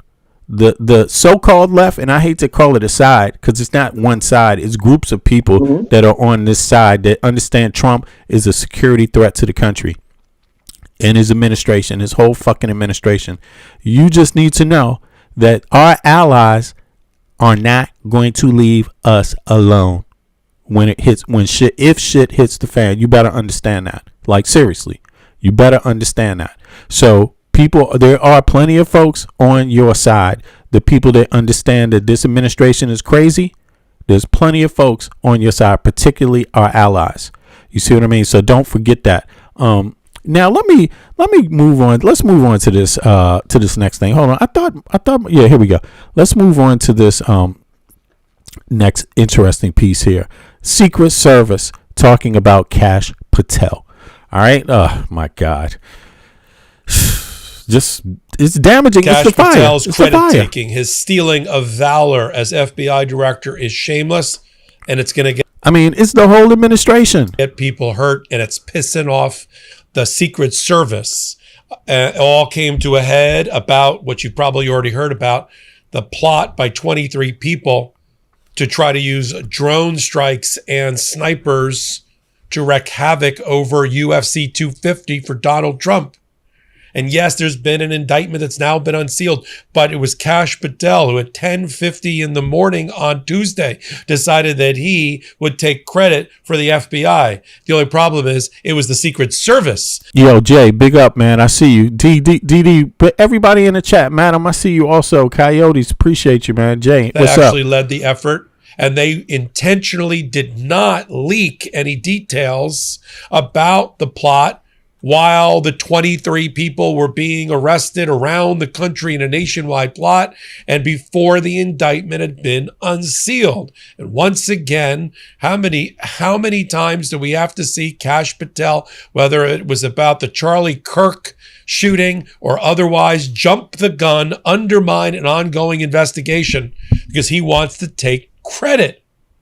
And the Secret Service is livid, including Matt Quinn, a spokesperson. You can see it. He's like dripping with animus about the fact that his investigation has been undermined by Kash Patel, who not only undermined it, but took credit for it and said the FBI is the one leading other agencies. It was the Secret Service that led it. Hold on. All right, let me make sure I'm hearing this right real quick. Let me bring that back. Let's see. Investigation because he wants to take credit. Sorry about this, y'all. I just want to make sure I'm understanding this part clearly. Let me see here. This is Michael Popak, Midas Touch. Let's see here. Or Michael Popak, Secret Service official. We've chose not to leak alleged White House UFC plot. Okay. All right. So let's start there. Here we go. The 23 people were being arrested around the country in a nationwide plot and before the indictment had been unsealed. And once again, how many times do we have to see Kash Patel, whether it was about the Charlie Kirk shooting or otherwise, jump the gun, undermine an ongoing investigation because he wants to take credit? And the Secret Service is livid, including Matt Quinn, a spokesperson. You can see it. He's like dripping with animus about the fact that his investigation has been undermined by Kash Patel, who not only undermined it, but took credit for it and said the FBI is the one leading other agencies. It was the Secret Service that led it. I'm Michael Popak. You're on Wednesday on Legal AF. Let's get to what happened. Headline: Kash Patel announces at 10:50 in the morning on Tuesday that there's been a thwarting of a major plot, right? That was the original headline. Here's what it says. On June, this is at, the timeline is important. This is at 10:50 in the morning Eastern time. I just want to let the people that aren't viewing the chat, if maybe some of you all are watching your TVs, listen, there's a panel. Anybody can hop up if you want to speak. You just need to use the Discord link, get the Discord app on your phone or your computer, and you can easily hop up. The link is in the chat. It's at the top of the chat also. And you can just speak if you want to speak. No matter where you are in the world, you can hop up and speak and say what your your views are, right? As long as it's respectful language or whatever. And if it's not, I know how to deal with that too. But let's think about not just each other, but about the children and other people that listen, So let's keep it about the information and take it from there. But anybody can hop up. Yeah, so let's continue. And click the like button, y'all. Click the like button. Keep clicking it. I appreciate those that have. I'm seeing it go up. On June appreciate 10, y'all. FBI and our law enforcement partners became aware of a potential threat to UFC America 250 event in Washington, D.C., involving individuals outside of the national capital region. And thanks to the rapid action of this FBI, our partners, and the department, multiple individuals are now in custody. An allegedly planned attack was stopped cold, except only 5 have been arrested by that point, and there were still 17 to go. We continue to encourage any American to report anything suspicious, and he puts a big thing at the bottom of the social media post. FBI disrupts alleged explosive drone plot targeting White House UFC event, officials say. Except it's not true, and it pissed off the Secret Service. The Secret Service in particular, and Matt Quinn said, I learned a long time ago, don't choke on your own smoke. And we intentionally did not reveal details of the plot. He said that as soon as they all woke up in the morning without coordination and saw the posting by Kash Patel. Here is Matt Quinn, Secret Service, reminding everybody that it was the Secret Service that led this investigation, not the FBI. Play the clip. We will put it out at the right time. You mentioned that your department chose not to leak this. What do you mean by that? And how upset are you that Kash Patel put this out there? I'm not going to comment on who or what. I'm going to tell you that we, the Secret Service, made a conscious decision to maintain the integrity of the security plan and the ongoing investigation. I'll tell you a phrase I learned early in my career in the New York field office, and that's don't choke on your own smoke. Anyone that believes that case was worked in a bubble is naive. I'll tell you the Secret Service led that investigation from the beginning. I'll tell you that What? Yo, I actually heard this and missed the entire context the first time I heard this. Yo, you peeping this shit, Mike? Mike from Brooklyn, you peeping this shit? Okay, I think he's... This isn't the first time Kash Patel has done this. Like, it's just not. Right? Okay. They spoke about it with the Charlie Kirk, right? The Charlie Kirk issue. Oh my God! And this is why he's saying it this way. This is what. This is insane. They're completely dysfunctional, right? They step on each other's toes. They don't work in conjunction, right? Like, so for instance, even with this current plot, Karina, I see you. Go ahead. Yeah, keep going, bro. It allows the reason why they wanted a more detailed investigation is because now it gives the individuals who they caught more leeway. So to my knowledge, when it comes to the chat, because this was a chat that they had, yeah, they really only have about 2 people who they could definitively say had pure intentions of committing this crime openly, right? The rest were kind of just in the chat, like agreeing, right? For whatever reason, like obviously, agreeing, but they don't have any definitive evidence, right? And that's where they needed this investigation to continue to be ongoing, to collect further data and information to show that there was a cohesive plot and for all of them to contribute and be a part of it. So, to my knowledge, there's only a small handful, if not just two individuals in particular, who they can definitively say were almost willing to act out on this plot, right? Right. And so, by Cash Patel even doing this, He's an he asshole. messes up that investigation. Man, this dude is he's an idiot, man. He's a fucking. What is going, man? I mean, why am I even breaking down like this here? Because I should know this already. Why, why do we? But as Americans, why do we continue to go through this when we know? Look, again, they are not there to do the business of the American people. There is something else they are there to do, and it is not the American people's business. Like you can't just continue to fumble the ball like that. If it's not on purpose. Right. So it is like, yeah, man, but let me just make sure. I want to hear everybody to hear exactly what the CIA dude is saying right here. This is insane. So look, Secret Service Deputy Director of the FBI, right?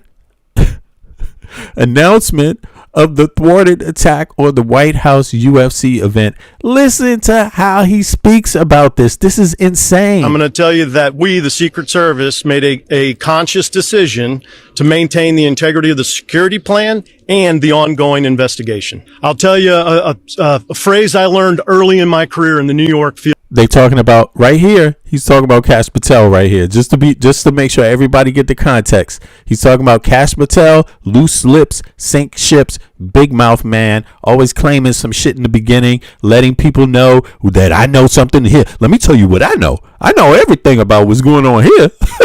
Oh, Cash Patel, Mr. Big Lip, sink ship shit. It's like, what the fuck? Anyway, field office, and that's don't choke on your own smoke. Say that again. That believes that. Say that again. Hold on. And the ongoing investigation. I'll tell you a phrase I learned early in my career in the New York field office, and that's don't choke on your own smoke. Say it again. And that's don't choke on your own smoke. One more again. And that's don't choke on your own smoke. What did you say, sir? One more time. Believes that case was worked in a bubble is naive. I'll tell you the Secret Service led that investigation from the beginning.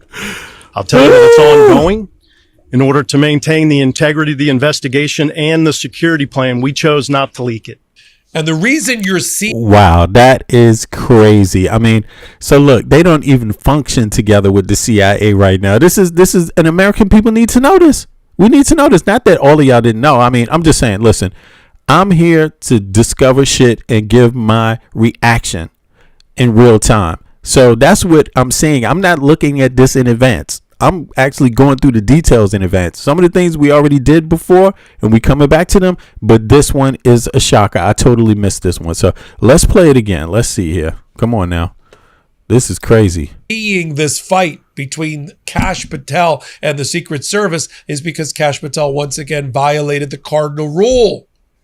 While the investigation is ongoing and not everybody in a multi-pronged, multi-defendant conspiracy, as alleged, have been captured, have been indicted, and the indictment unsealed.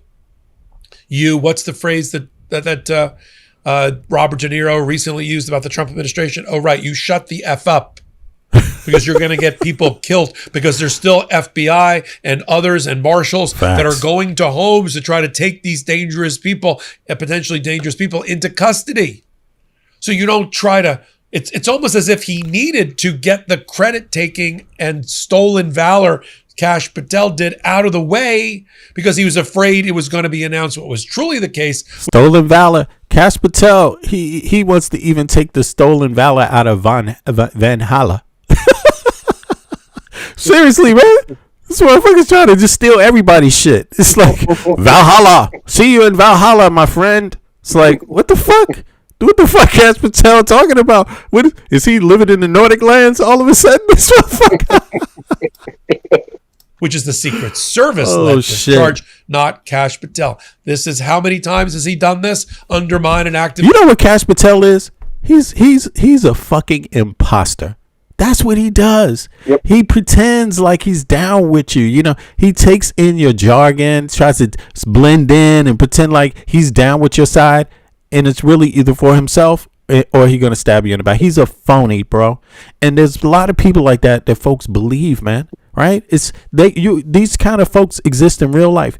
Basically, people that are phony pretend to be something they're not, just because it's a survival mechanism, And that's really got to speak to his.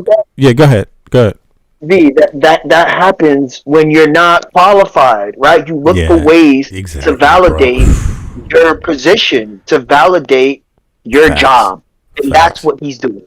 This is a prime example of why you hire people who are qualified. Period. Yeah, man. And trust me, I've heard people talk about Valhalla because I live in Denmark. Cash Patel, you don't know anything about Valhalla, my friend. Like, just stop it, man. This guy's pretending. Next thing you know, he's going to say some shit out of somewhere else. What else could he say? Ubuntu. He's going to start representing fucking Kenya and shit. Ubuntu. Next. I believe in Ubuntu. He's going to say any fucking thing. Yeah. All praise to Asar and Aset. This motherfucker's going.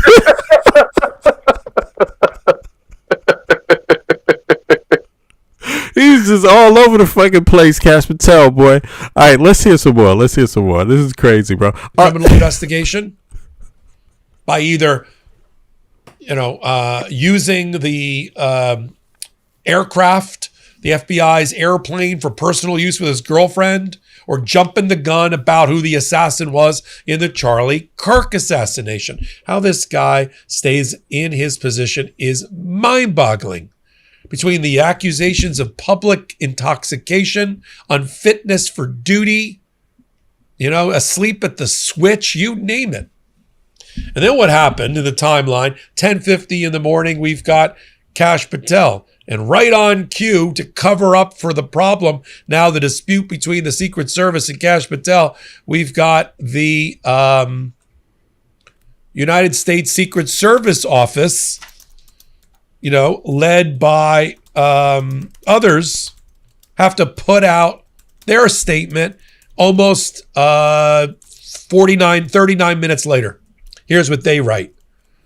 Protective intelligence cases are on the rise, and our teams work tirelessly behind the scenes. Madam Ray, what's up? They didn't write Cash Patel, but that's what they meant. To investigate threats, identify those responsible, and assure accountability. Statement from Director Curran on the events of this past weekend.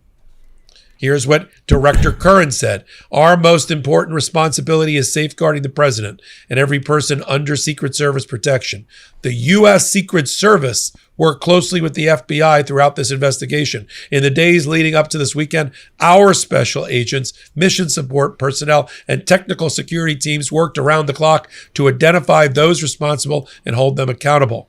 Equally important to our protective mission is ensuring accountability through the justice system. To that end, our formal comments regarding the specifics of this case will be made through court filings. Shut the F up, Cash Patel.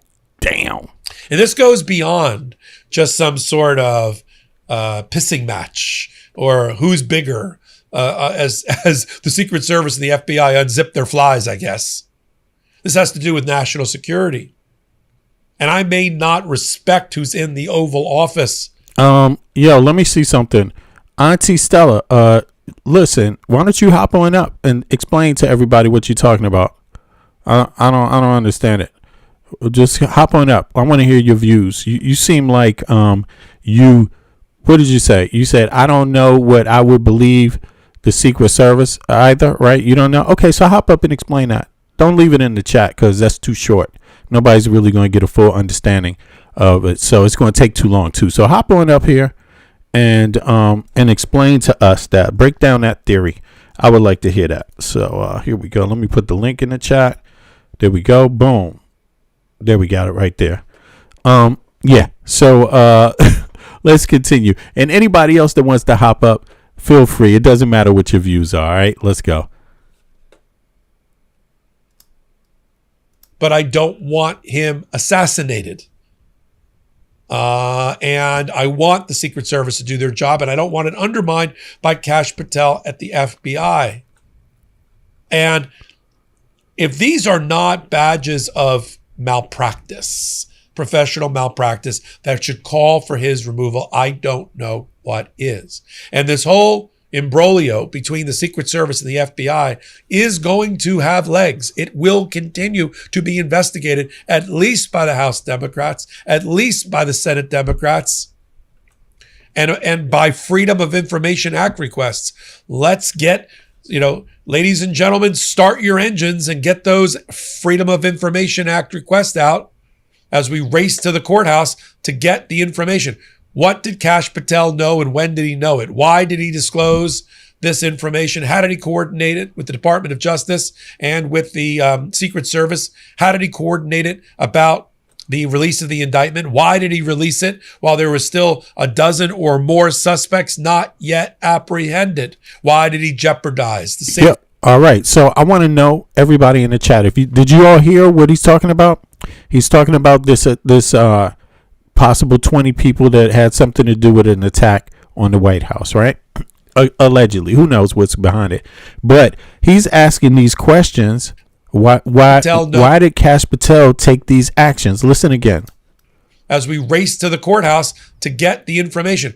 What did Kash Patel know and when did he know it? Why did he disclose this information? How did he coordinate it with the Department of Justice and with the Secret Service? How did he coordinate it about the release of the indictment? Why did he release it while there was still a dozen or more suspects not yet apprehended?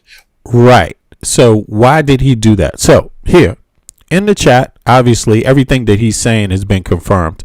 Michael Popak, right? So, and this is also out in the news media. Several different news agencies have reported on it. Kash Patel has done this, right? So he spoke on it publicly. Now, here's the thing. What do you think is going on here? I want to know what people in the chat are thinking about this. Like, what would be his motive for doing this? Is it just that he's an idiot and always does this? Or is it part of covering up a plot, helping the people who perpetrated the act be able to get away, by leaking information? What do you think about that? What do you think about that, Mike? Yeah, it's pure idiocracy. Okay. Like, it's pure idiocracy. Again, it's don't give a chimp too much credit. It's pure idiocracy. This man, he can count backwards from 100. You right? just fucked it up. Like, it has to do with the fact that he is unqualified and he continues to look for positions and places where he can qualify his worth. Right. Because how often do we hear the Secret Service coming out with investigations or breaking news? We never really hear from the Secret Service, right? Because that's the closest to the president, right? True. They don't necessarily cast wider nets, right? Like, that is almost exclusively the FBI, right? Yeah. But when it goes to show that the FBI isn't doing their job, right? If the Secret Service can get that information and break that case, what is the FBI doing? And so he's trying to cover ass and say, hey, you know what? We were the ones who did it, right? To cause doubt, right? To say, who was first, me or you? Yeah. And that's just a childish game. At the end of the day, if you legitimately stop the plot, then you legitimately stop the plot. He's a lying ass motherfucker too, compulsive liar. So listen, let me ask you this next question. Do you think the CIA, the person that spoke there, what was he? He was a deputy director? Secret Service? He was a deputy director or what?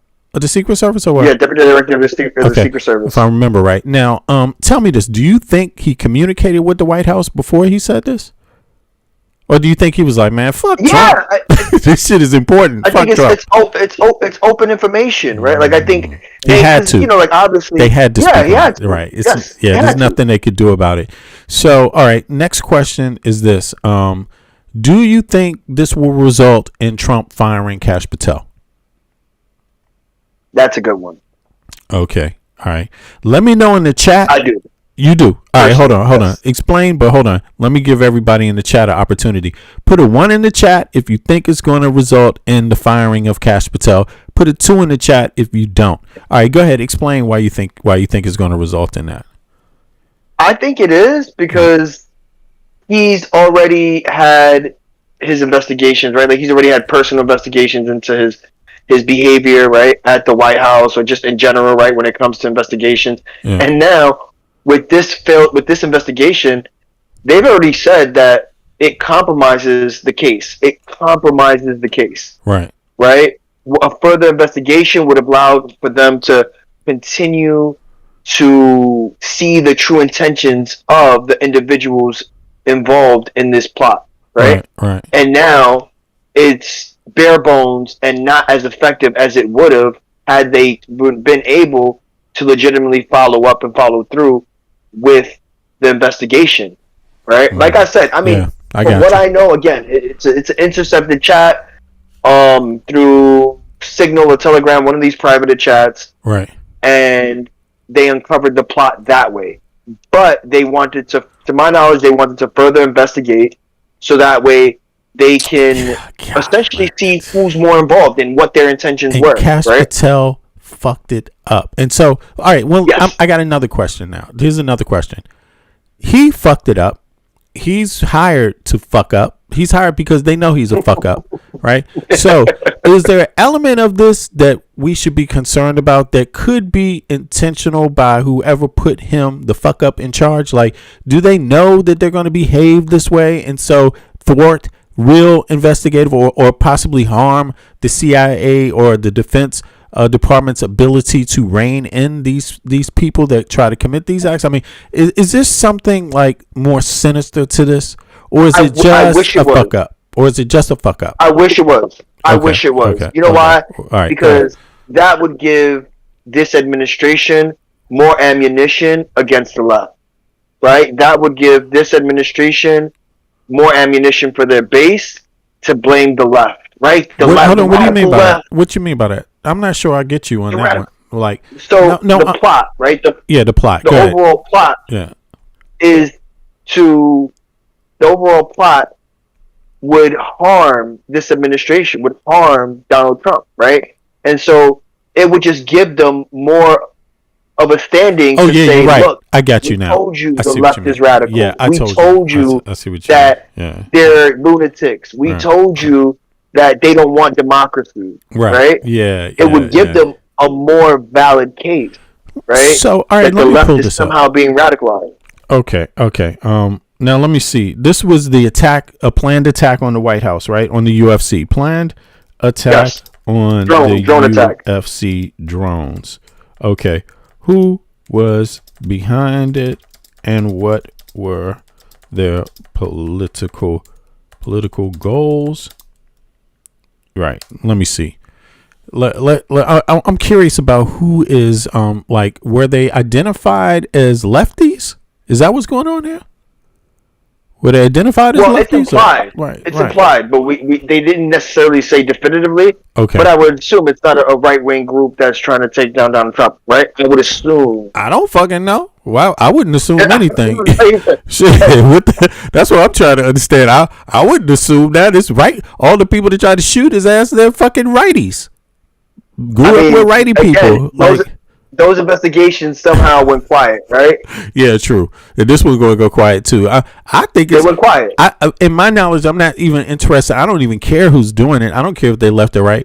But yeah, of course, I wouldn't count out that it's the right too, because I wouldn't either. They're fed up with his ass too, unless they're trolls online. But let me or the really ones that really got the intelligence level is more chimp like. And in that case, you can't blame it on them, right? You gotta we got a place for you too. See, the chat is open. Welcome. Come on in. You could be useful. Now look, it says who was behind it. We're talking about the mid-June 2026 U.S. Department of Justice and FBI unsealed federal charges against 5 men who orchestrated a highly sophisticated domestic terror plot targeting the historic UFC Freedom 250 event, which took place outside the White House. All right, everybody knows that. The FBI intercepted the plot just days before the event, arresting suspects across multiple states. The plot was organized online by anti-government extremist cell, according to court filings. The group originally connected to TikTok. I'm tired of telling people, if you're going to do this, don't use a phone. Don't use TikTok. Don't use social media. Just don't even touch it. Just Go without your phone. Go without your social thing, and just meet. Have your places where you meet. Come on, find other ways to communicate, man. You know, I got to use digital shit to do it now. But they gonna do it anyway. Yeah, I feel sorry for them, but I don't know them, and they may be against my concepts and ideas. But TikTok connected on TikTok before moving their operational planning to the encrypted messaging app. This is why I think it's almost like, did they want to get caught, or did Cash Patel, like, what is going on here? Because it's almost like, to my knowledge, someone infiltrated the group. Right, it's implied. It's not. They haven't released that information yet. Okay, but they believe that someone infiltrated the group and exposed the chat by leading investigators to the chat. Right, like that's how they got access to the chat from an encrypted private messaging app. Okay. Right. All right. So that's how the investigation started. But yeah. Right. Okay. All right. So it says here that 5 men arrested and charged with conspiracy to commit murder are Teeson Proper, 19, of Ohio, whose mother originally alerted the FBI after becoming alarmed by his son purchases and interactions online with the online extremist. Okay. Daniel K. Eskridge, 32, Missouri. Okay. This is okay. Abraham Hormosilo Alvarez, 31, of Nebraska, who used the alias Shepherd to act as a primary coordinator, mapping out the positions and escape. This sounds like a goddamn Hollywood movie, man. All right. Shepherd. I wouldn't choose that name. But so far, they're red states. Not to imply, obviously, that they're left or right, but these are red states so far. Shepherd? Interesting. And then there's Michael Allen, 32, of California. Okay, he must be a lefty. Brian Omar Rowe, lefty. All right, is he trans too? No, I'm joking. I'm joking. I'm sorry. All right, because this is how they think. You know what I'm saying? It's like, let's ask the next logical question: is he a man? Isn't that the next one? Is he a woman?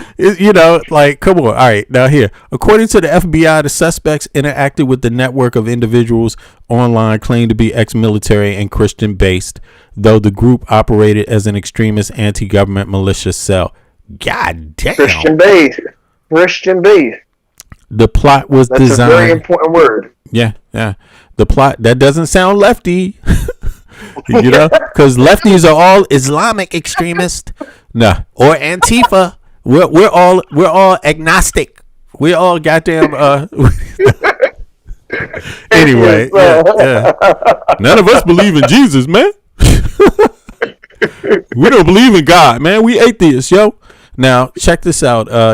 But they say it here. This is the Washington Post saying that all this information is what, if the Washington Post is saying that, then that's what the FBI know about them, or the CIA or whoever. So the attack plan. The plot was designed to mimic military-style ambush tactics. The group's plan to form 5 terms of 3 consisting of the group planned to form 5 teams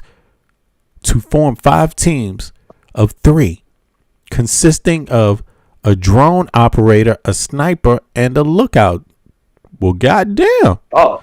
This is impressive. It was tactical. Yeah, this is impressive. I ain't tripping. This is impressive, actually. Damn. So they're not like these they're not like Hexet. Hexet's an actual real chimp. These motherfuckers actually know how to plan. Than Antifa, right? They sound more organized than Antifa. They're more organized than Cash Patel. They might out organize them. Just because their plan got leaked doesn't mean that they actually were better than him, because he got no tactical skill. Here, look. The plan to launch drones laden with explosives to detonate over the north side of the outdoor UFC arena. Wow. This is, I don't want to see, I don't like to use terms. I don't have an interest in calling them right wing, even though it seems right wing. And if they are right wing, they shouldn't.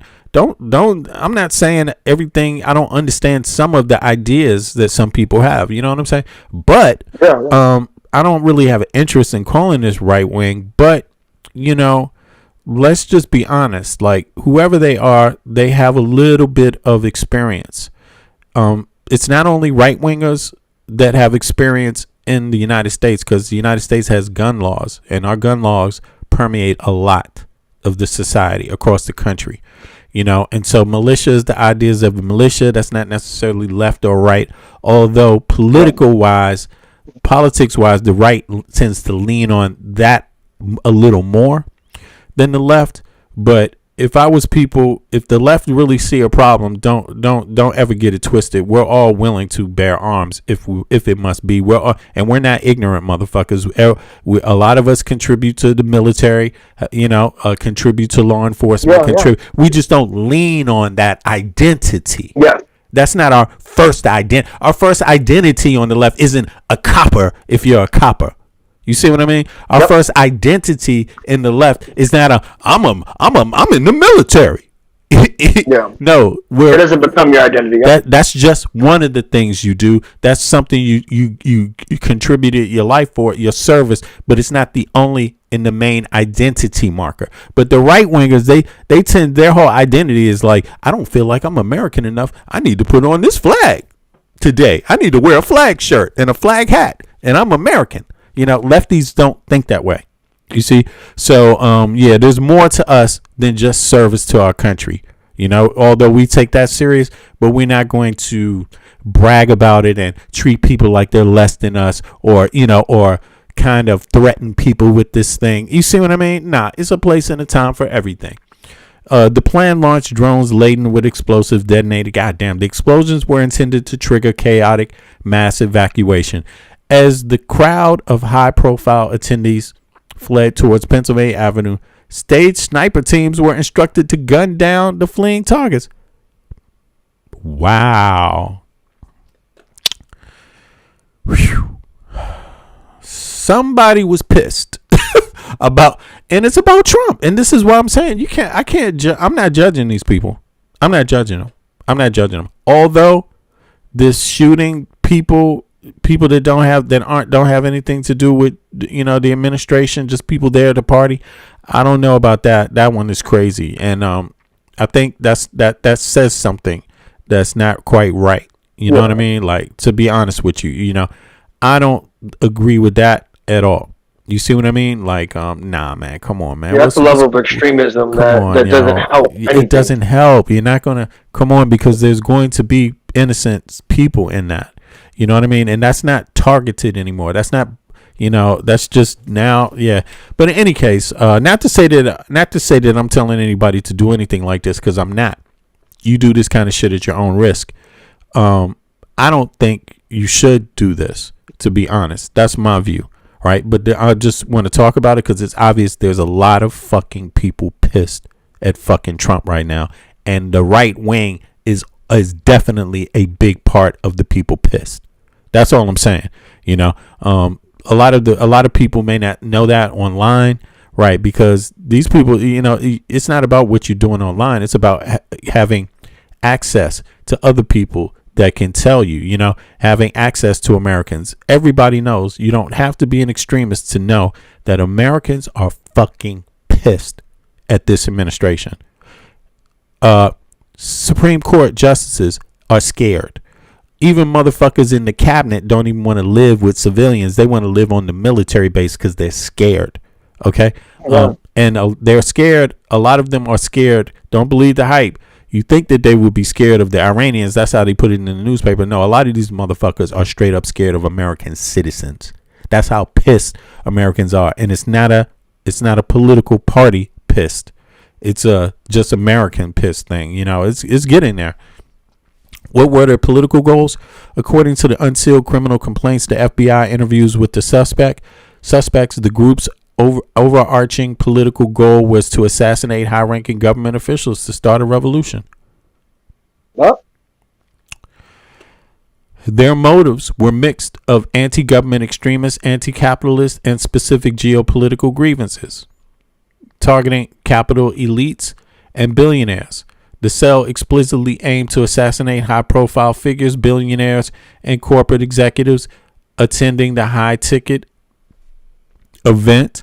Attendees including major tech CEOs and I know these motherfuckers are shaking in their boots.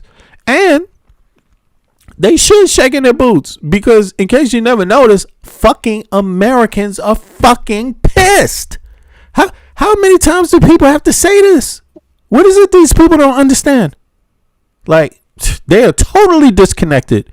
It's not about left or right. They're fucking disconnected from the fucking American people. The fucking American people are fucking pissed. And I've been saying this. You could predict shit like this is gonna happen. This is the United States of America, bro. The citizens, and I said it before, and I hate to say it, but the citizens have more guns.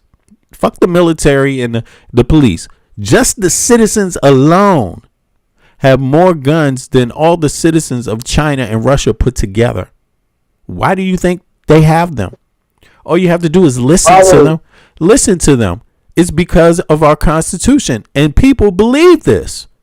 And what does the Constitution say? It says you also have the right to defend yourself against, insider, right? Let me pull it up because I don't want to generalize, right? So we have bias here, V. Yo, Fries, what's up? What does the Constitution say? Which part of the Constitution, inside of the gun, inside of the part that deals with the Second Amendment, what part of that talks about what types of instances would you use arms for? Let me see something.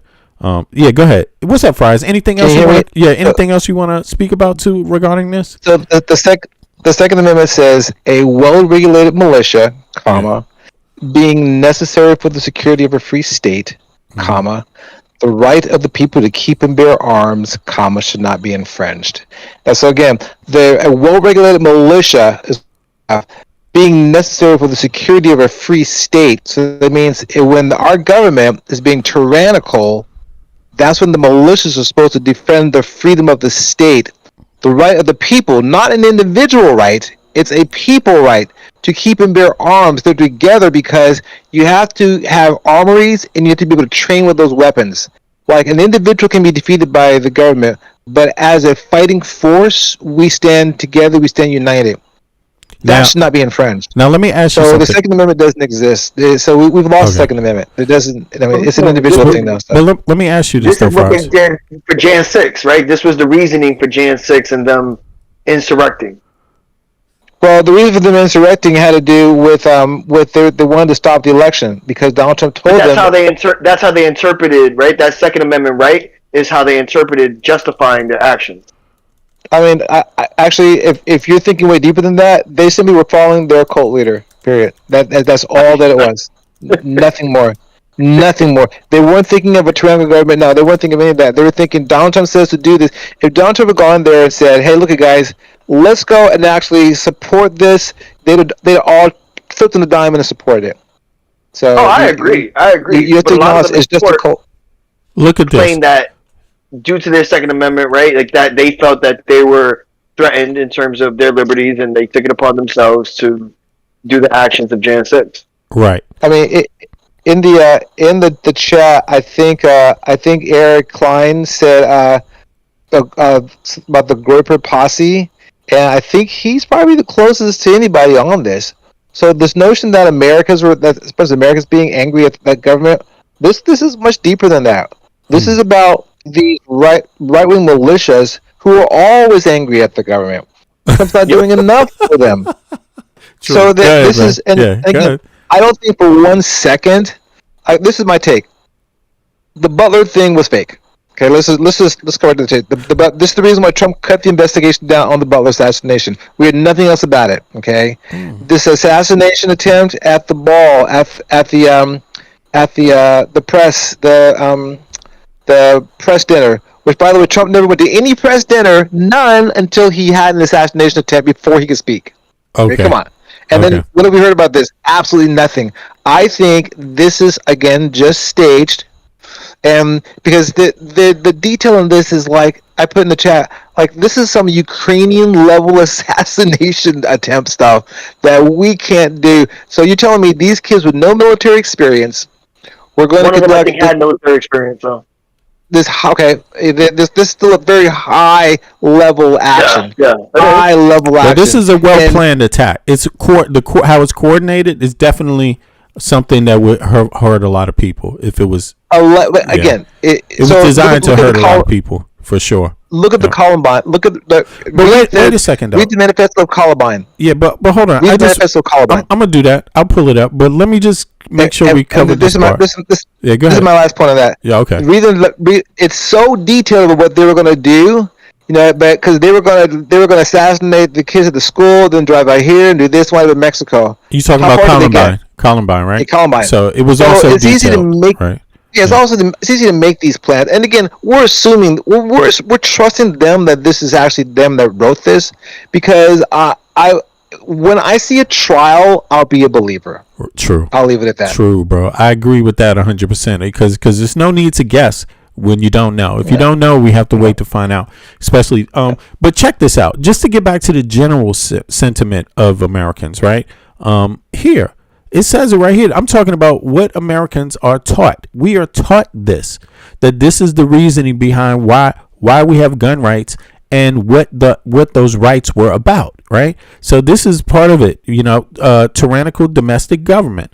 One of the most prominent arguments made by the founders, particularly James Madison, in the Federalist number 46, and it's not just him, he's just one of them, right? One of the founders was an armed populace acted as an ultimate safeguard against an oppressive or tyrannical federal government. And everybody knows this. The founders had just fought a revolution against the king, and they wanted to ensure that if a future American government turned its military on its own citizens, the people would have the means to resist. This is what more than one founding father, meaning person who signed the Constitution, person who maybe wrote part of, but Madison, I don't know Madison wrote it, but he's a significant founding father, because there's a lot of rights that we have that are due to Madison, right? He argued for some of the. Listen, Madison, you would not have a Bill of Rights without Madison. Madison, he had a group of founding fathers. They weren't all in the same group.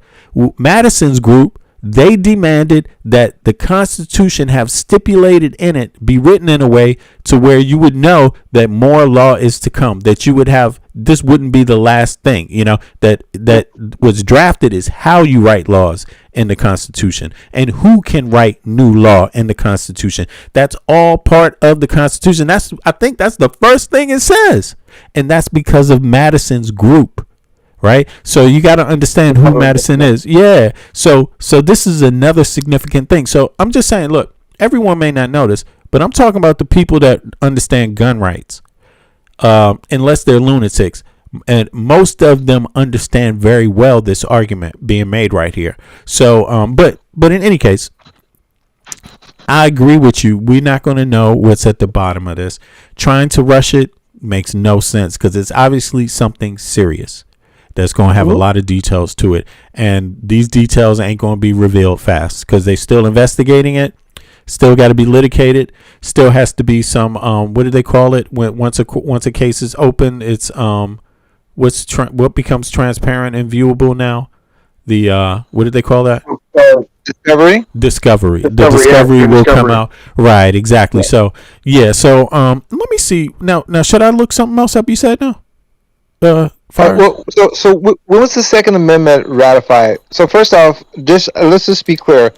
First off, do we have a living Constitution or a dead Constitution? I believe living, right? I believe living, bro. Living, yeah. I can prove it. We can prove it's there's living. Arguments, right? Because there's arguments for it, and that's why we have the conservative branch of our Supreme Court, right? They tend to read it. They tend to read the Constitution in the time it was written versus its intended value in the current contemporary form.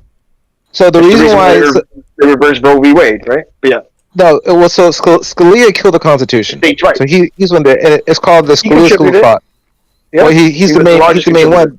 But the reason why he says it is because if he kills the Constitution, then he can reinterpret it. Like, because basically it's like necromancy. When someone dies, when you summons them up, and then you reinterpret what they say. Okay. Then the problem is, I get you. So, but when was the Second Amendment ratified? Like the 1791. So that was probably during Madison's time in office. Okay. So yeah, close to it must be exactly. So amendments prove that the Constitution is a living Constitution. Because if there was no amendments, then the Constitution would be dead. It's just the way it was back then. Look, all the founding fathers were alive when this is just a few years off of the Constitution. Exactly, but the ratification. It's a living Constitution because of the amendments. That's how we know the Constitution is alive. Exactly, because we're still adding to it, and we're still adding to it. The last one was like 1967. That was the last time we added to the. Or 1992 maybe. That was when the 27th Amendment was added. So we know that the Constitution is living because we're adding to it. And so Madison added to that, and that's when the Second Amendment was added. And again, it's supposed to be for a well-regulated militia, why it's necessary for the security of a free state. And initially, we had the guards. The guards fall under the control of who? The government. The governor of the state. You see what I'm saying? Right. That's part of what the militia was supposed to be. Right. Now check this out. Go ahead. Oh, I was going to say, it should go deeper. It should go deeper. It should be like we should have unless they're doing it right. Utah does it right. They have an actual militia system. Everybody can join the militia, and Texas has a militia system. Yeah. And those are the few states that do. So I think we should come back with the militia system. I don't believe in the individual right of a gun. I believe in the individual and the group right of militias personally. Okay, but check this out. Now it says Article 1. It's we went over this before. Article 1 establishes who and how laws are made. Who will write laws and how they will be written. That's Article 1. That's the first goddamn thing in the Constitution. So it tells you right there it is a living one. And who does it? It's the Congress. The elected officials to Congress write. The elected members to Senate, make sure that it's lawful. Make sure that it fits within the framing of the law. And then vote on it there. They ratify it in a sense themselves, pre-ratification, right? And then they could send it back, but to Congress to do some more work or whatever, or the president can sign it once it's passed. But it says here, look, all legislative powers herein granted shall be vested in Congress of the United States. That means the Supreme Court cannot legislate shit. Okay, right. Their job is not to write any law whatsoever. Their only job is to make sure that things are happening how it is actually intended, right? They don't have the right to come up with their own interpretation either, you see. And whatever they come up with must be firmly, vested within the Constitution, right? It so can't. B, when you're done there, I want you to look up originalist versus living originalist perspective versus living constitutionalism. That's how our Supreme Court views it. That's how they view these cases, right? And they decide essentially if more conservative bench in the Supreme Court, they tend to be more originalism versus living constitutionalism. Those are the two dynamics that they rule under. But yeah, go ahead. And I don't even understand what they mean by originalism because Article 1 again explains who writes the laws. Yeah. So why do you need that in Article 1 if ain't no laws going to be written? It's like, what the hell? It's stupid. You see what I'm saying? So, it's just they're crazy, bro. And but people can debate this all they want. I say, and people do. But look, I'm just like, I don't see myself again. You have Article 1. Why did they create a body to make laws? And then this is before you even have a Bill of Rights. That right was established before the other rights. It's like, what the fuck? You wouldn't even, nobody would have rights, bro. Person living in the United States in the country would have any rights if it wasn't for Article 1. And that Article 1 tells you who writes laws, how they get to be a person who writes laws, and how the laws are to be written. It's ridiculous. Look at this. Anyway, look, so anybody can look that up. But here's the next part. Originalism, living constitutionalism is the most significant philosophical divide in American law. It shapes how Supreme Court justices interpret the Constitution and directly impact major decisions on everything from gun rights to privacy. Here's the breakdown. Originalism, stick to the text. That's me, right? No. I'm not sticking to the text. I mean, no. Okay, well, yes, in your interpretation, yes. Right. But how the Supreme Court sees it is they see it as a document, right? This is how they Under stole the what shit China already, was- bro. They stole. Yeah, It's like, yeah, what is they- this, man? Look, living Constitution is originalism. Yes. What the fuck? I would agree with that. mean, Yeah, I don't for sure. understand what the hell they talk about and shit, man. Anyway, people, again, anybody want to volunteer to go back to the days before the Bill of Rights? You can leave right now. Go back right now, because I ain't gonna stop They probably you. wouldn't even have rights. Yeah, you know what I'm saying? The core principle, the meaning of the text is fixed. If an amendment was ratified in 1791, a judge's job is to figure out how a reasonable citizen in 1991 would have understood those words. Oh, so this is what they mean. That makes no goddamn sense. That's not living. So that's essentially how 'Cause they're our dead. Supreme Court. Yes, that's Yeah, essentially how yeah. our Supreme Court rules. Okay, so right? When we they, have a primarily conservative Supreme Court bench, they view it in the originalism form, right. so that way it yeah. benefits them. So in right? other words, they it's say a crock this of is not shit. what they intended at the time. Yeah, it's a crock of shit. It's a crock of shit, basically. Yeah, exactly. So then again, women, why are you voting?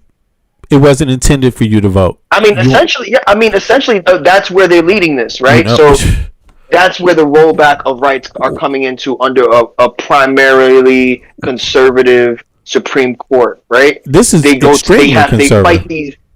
Yes, they fight these court cases to the Supreme Court, and then they make case law by saying, "Hey, look, that's not how our founding fathers intended it for it to be, because it wasn't written in the lens of today, where women have rights or black people have rights, right?" But we obviously believe in the living, breathing constitutionalism, right? The living constitutionalism, which means that those laws are meant to be interpreted in today's contemporary framework. In and any today's contemporary lens. framework. In any contemporary framework. Right, exactly. It's like in any. That's all you can do. The people can't do it any other way. You don't live in 17. The clothes you wear. How did you make those clothes? Did you make them like you made them in 1791, the clothes you got on? What the fuck? What the fuck And is going essentially, on? it all man? boils down to what they'll do is, even when they don't want to set the precedents to make it seem so biased, they'll just go and say states' rights. We're going to leave it up to the states, right? And now a lot of these states' laws and states' rights are built on originalism, right? Originalist, right? Bro, so a lot of these check this laws are out. based in that time frame. Yeah. Check this out. If that's the case, then you keep your musket and I'm gonna take a AKA and see who wins that battle. Okay, because you definitely ain't making this fucking AKA the way you made that musket in 1791. Okay, like you want to be a conservative, huh? These motherfuckers are insane, bro. Listen, it's 12 o'clock, bro. It's 3.5 hours now. I think we did good. Let's save a little bit of time, man, because we got more. We got another stream coming. We got multiple streams this weekend, bro. It's Friday. We will be back. Yeah. Let's do that, man. I don't want to cut it short, but then again, it means we can come back even for more fun next time. We don't have to blow the whole wide. But listen, I appreciate you both, Friars. Listen, by the way, you guys are going to be seeing a lot more of Friars and Michael from Brooklyn up here on the page, because you will see that. I won't tell you a whole lot about that, but you're going to see some content coming also, and some little ways to start off with. But I'm sure you're going to enjoy them because they have been contributors for quite some time now to the channel. Like I've been telling people, we're going to expand a little bit more. So be prepared to see more activity from them, even outside of just when they're hopping up contributing here. Now, listen, before I go, I want to tell everybody, please click the like button. Please click the subscribe button. Excuse me, and share the videos, because it's going to help more people come in contact with our good content, and we're giving accurate content here. These two guys are giving accurate content.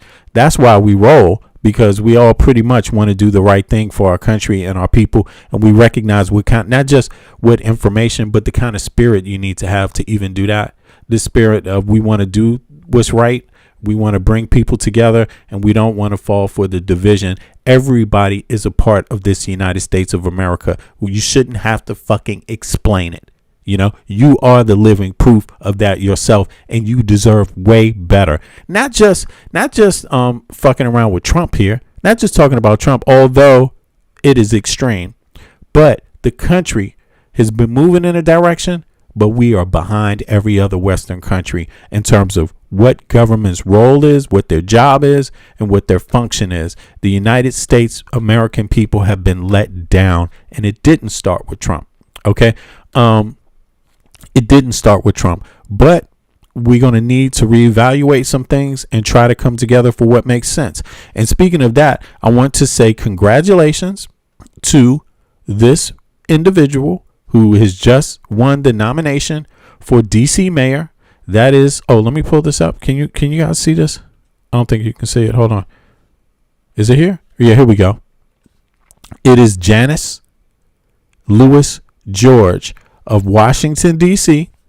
She has just won she's become the Democratic candidate for Washington, D.C., D.C.'s mayoral race, and she is a Democratic socialist. So she won over what's his name? McDuffie. Yeah, the good brother McDuffie, who was pointed out by Mayor Bowser. I don't think that was a wise thing, but in any case, regardless of that, he bowed out after losing gracefully and is endorsing this woman now, like most Democrats in DC are going to do. So DC could very much well have I won't say first, but in name, first Democratic socialist mayor. And it's about time, because it is needed. We need social policies. People need to survive. Washingtonians deserve a life. And quite frankly, they have been priced out and suffered for it. So we got to have a new window, a new way to look into things, because we've tried everything else, and I'm happy to vote for this woman. So that's why I have her page open, because I'm going to donate myself. If you want to go to her page, you can donate also. I don't know exactly what the donation rules are regarding Washington, D.C., but I'm going to put it in the chat for people that view the video from D.C. And then you, I didn't get the whole thing. And then you go and do your research and figure out what you can do and how you do it. Something happened. Do I got to go backwards? I think I went. Yeah, it's this one, I guess, right? Something happened here. Okay. All right, here we go. Yeah. Sorry about that. I have to get the whole link. Yeah. So, I appreciate that, everybody, for showing up. Yeah, and so we're going to be out of here. Thank Friars and Michael B. from Brooklyn for joining us for this episode, and we will be back soon. Click the like button.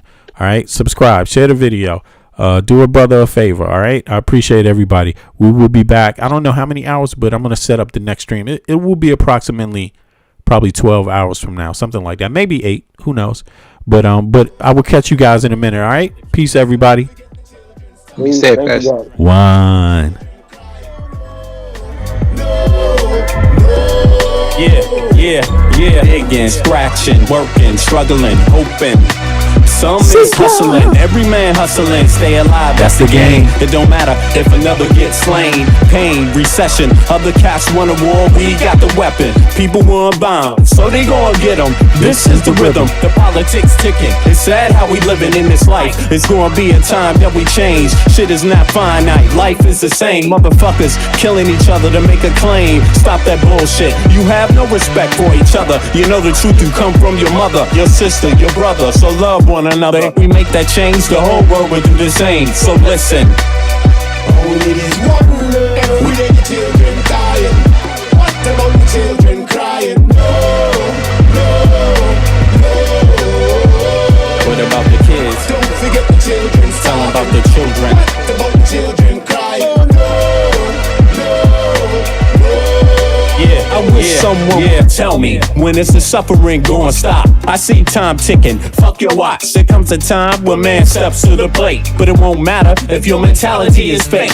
Where I'm from, we got a system, overcrowded prisons, 2 cents an hour, man. Listen, shit don't change if we keep exploiting each other. One day you find out you only did it to your brother. A homeless mother, a baby, no supper. She got a husband and father, they both love her, but they can't find work cause the people with the power, they got a strange way to govern. Their price tag say nothing. Life is funny, then again it's really not. People dying for what other people got. I asked God if he can come and change the shit. He said, hell no, cause you just gotta change this. Every day the children dying. What about the children crying? One.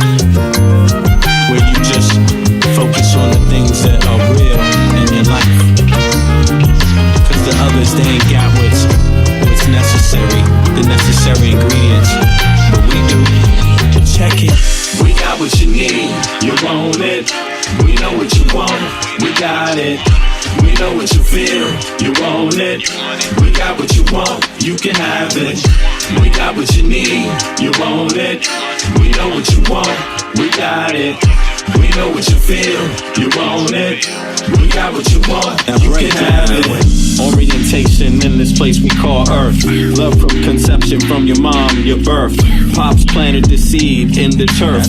From there, you must find out what life is worth. Grew up learning your do's and don'ts before working on your motor skills, working on your coordination, right? And orientation to what your life, the brand new thing. So gentle, the soul we're capturing in this distance. The alphabets the kids sing. They celebrate when it's time to go outside. As you get older, you learn to let all the troubles in your life just glide away. Stay focused, keep it smooth, keep you cool. Things in life can make it get rude. If you let it, don't let it. If you let it, don't let it. If you let it, don't let it. If you let it, don't let it. If you let it, let it, let it, what? If you let it, don't let it, let it. If you let it, what? Don't let it. If you let it, don't let it, let it. Don't let it. We got what you need, you want it. We know what you want, we got it. We know what you feel, you want it. We got what you want, you can have it. We got what you need, you want it. We know what you want, we got it. We know what you feel, you want it. We got what you want, you can have it. We embark on this journey to your soul. We wanna have a good time. We embark on this journey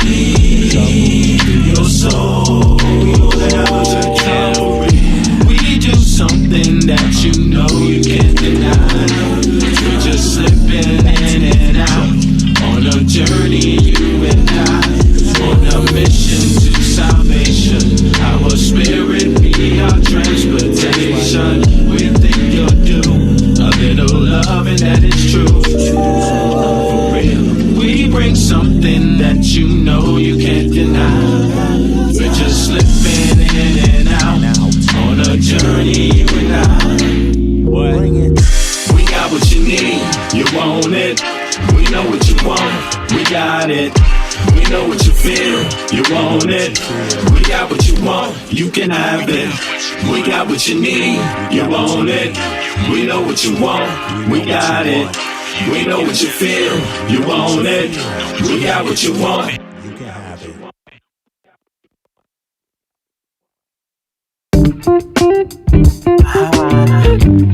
To all the ghettos around the world. And yes, you know the struggle goes on. People trying to survive, hold on. But we know it's been so long. Pain without a limit, so wrong. When am I walking? Sometimes I think about, does love still exist? Yeah, I have my doubts. On the street, I check out how brothers be living. Yo, let's just say, kid, it ain't no Thanksgiving. We got people shooting dope, ain't never heard of hope. We got others with the gat and the brothers with the fucking scope. As I enter the projects, enter rec rooms, some brothers might see the doom. I see my man Paulo, fat pockets of papes. He knows the neighborhood biddies with all the dopest shapes. There goes Rollo with the blowout fro. He's got a gap, hey yo, brothers gots to go.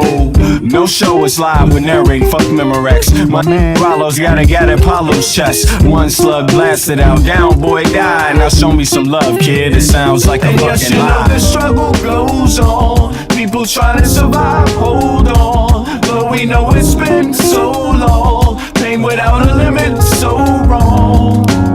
Sometimes I think how the world come to this, a place where every man and woman needs a therapist. Mass confusion, people living in delusion, justify all the bullshit through the Constitution. Meanwhile, the masses struggle to survive. I think we're too busy to hear our people's cries. Single mothers struggle to raise families. Genocide committed through famine and disease. I wonder if these things will ever cease to exist. I know it could if we cease and desist. Giving all the power to the industrialists, giving all our power to the damn commercialists that see us just as being sheep in this world, that want us to do what we're told like boys and girls. Oh God, I wanna live another day so I can help provide equality and this day. The struggle goes on, people trying to survive, hold on. Though we know it's been so long, pain without a limit, so wrong.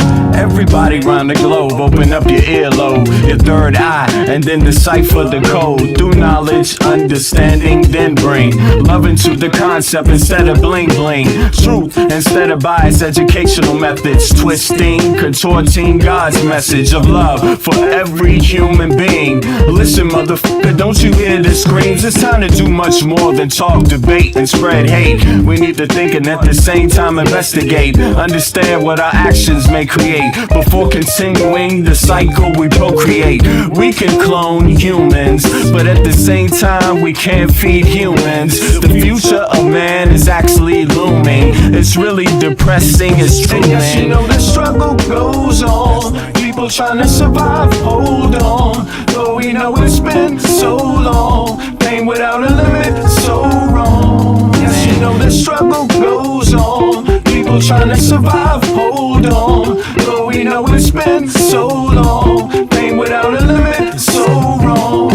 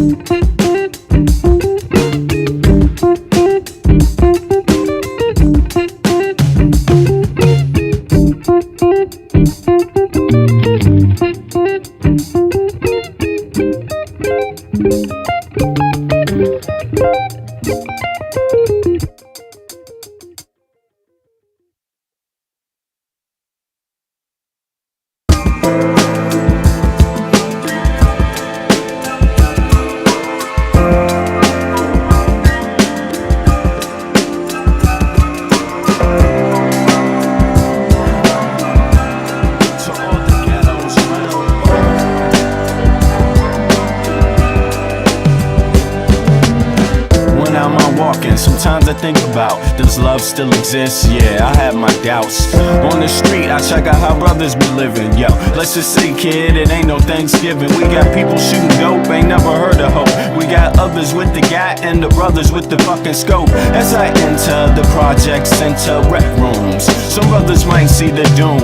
I see my nigga Paulo, fat pockets of papes. He knows the neighborhood biddies with all the dopest shapes. There goes Rollo with the blowout fro. He's got a gap, hey yo niggas gots to go. No show is live with narrate, fuck Memorex. My nigga Rollo's got a gat in Paulo's chest. One slug blasted out, down boy died. Now show me some love, kid, it sounds like a fucking lie. The struggle goes on, people trying to survive, hold on. But we know it's been so long, pain without a limit, so wrong. Sometimes I think how the world come to this, a place where every man and woman needs a therapist. Mass confusion, people living in delusion, justify all the bullshit through the Constitution. Meanwhile, the masses struggle to survive. I think we're too busy to hear our people's cries. Singles mothers struggle to raise families.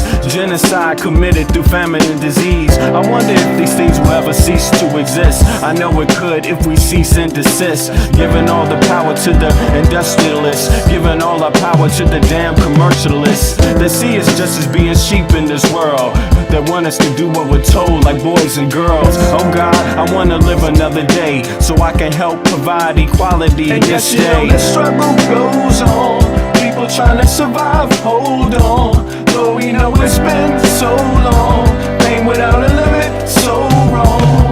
Everybody round the globe, open up your earlobe, your third eye, and then decipher the code. Through knowledge, understanding, then bring love into the concept instead of bling bling. Truth instead of biased educational methods, twisting, contorting God's message of love for every human being. Listen, motherfucker, don't you hear the screams? It's time to do much more than talk, debate, and spread hate. We need to think and at the same time investigate, understand what our actions may create. Before continuing the cycle we procreate.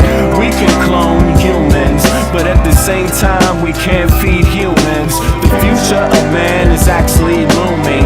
It's really depressing, it's true. And yes, you know the struggle goes on, people trying to survive, hold on. But we know it's been so long, pain without a limit, so wrong.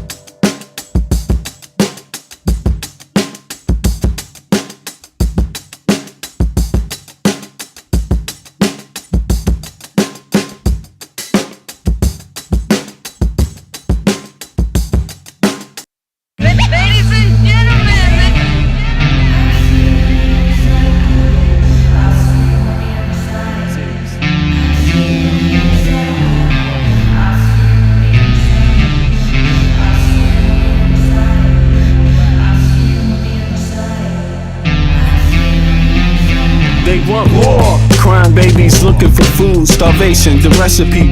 People subdued. When the people you trust got it in for you. Deceit is the word of the day and every clue. Don't let it go. It's from the days of old. Time is up, but some still do not know.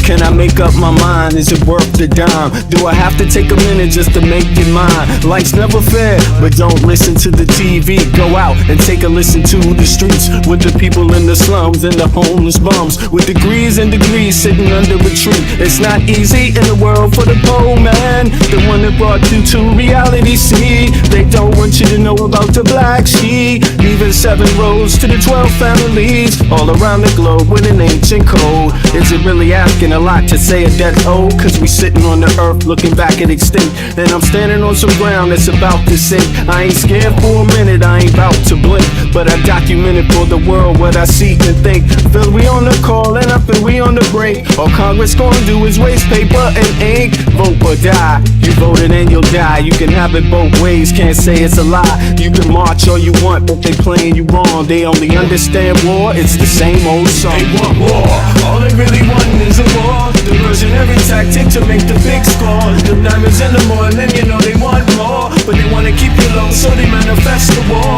War, all they really want is a war. Diversionary tactic to make the big score. The diamonds in the morning, you know they want more, but they wanna keep you low, so they manifest the war. Like the lotus coming out of the mud with colors, I create envy in those with power but jealous. I unify the poor with my song, the hell with the others. Descended the way they treat indigenous brothers.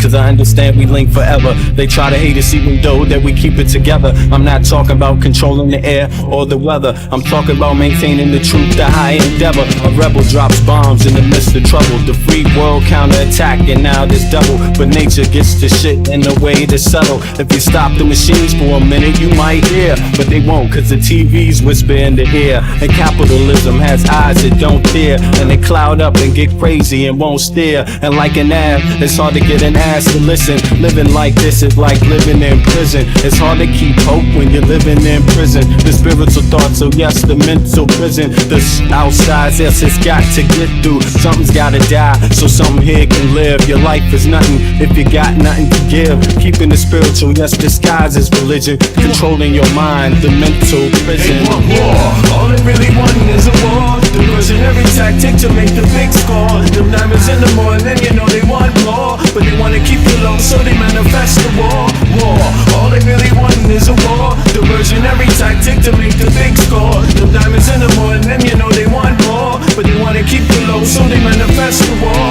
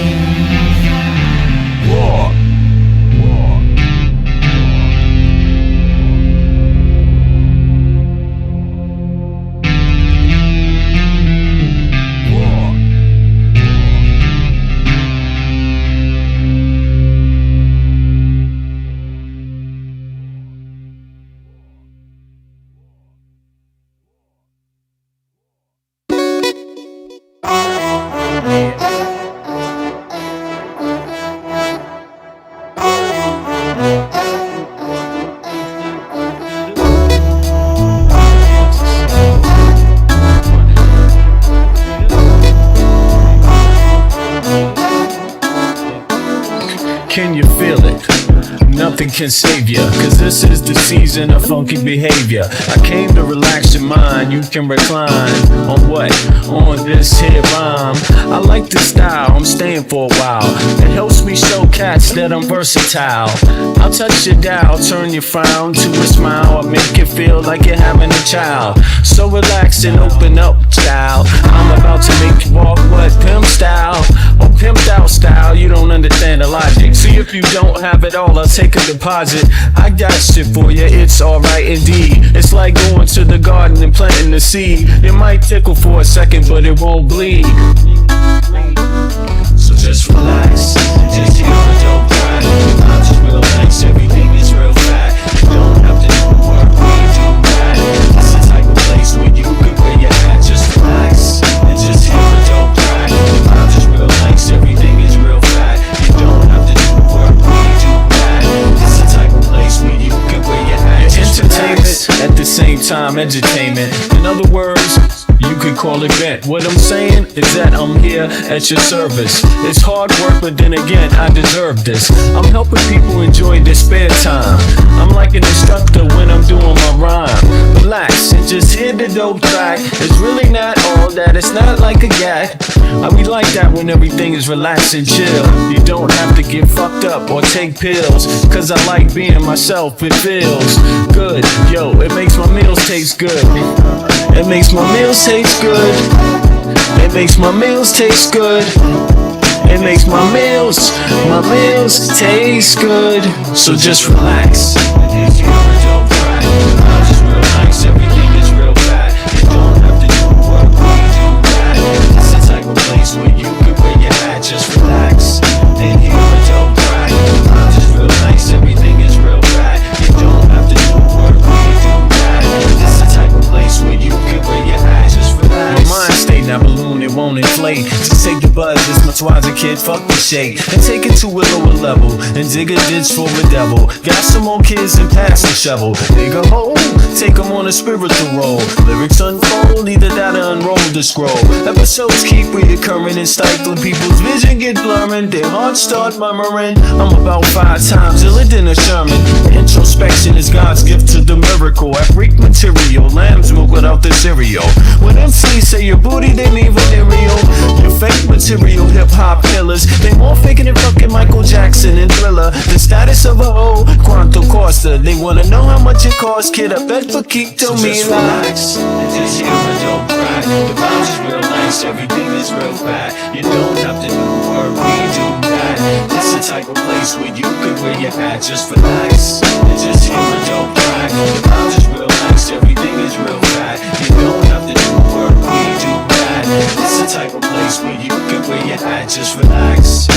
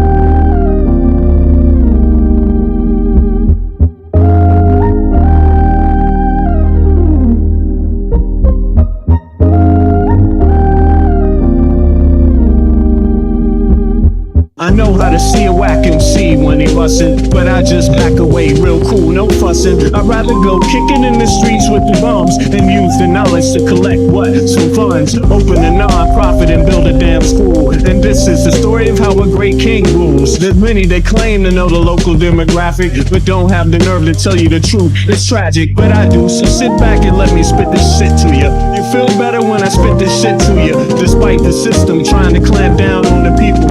People will learn how to stand up to evil. Not evil that's across the globe, that's too far, but evil that lies in their own backyard. And fighting, it's not an option, they can't win. The government, it's not supposed to represent sin, but then again they do, and that's a problem. So let's go down and figure out how to solve them. It's not fun being a rapper that can't speak, but we do, yes, and plus we make fat beats. Yo, we smoke weed, break up trees. Listen, bringing fat beats, that is our mission. You wanted to see us, so boy, shut up and listen. Thelonious and Big Bennett, brother, check the vision.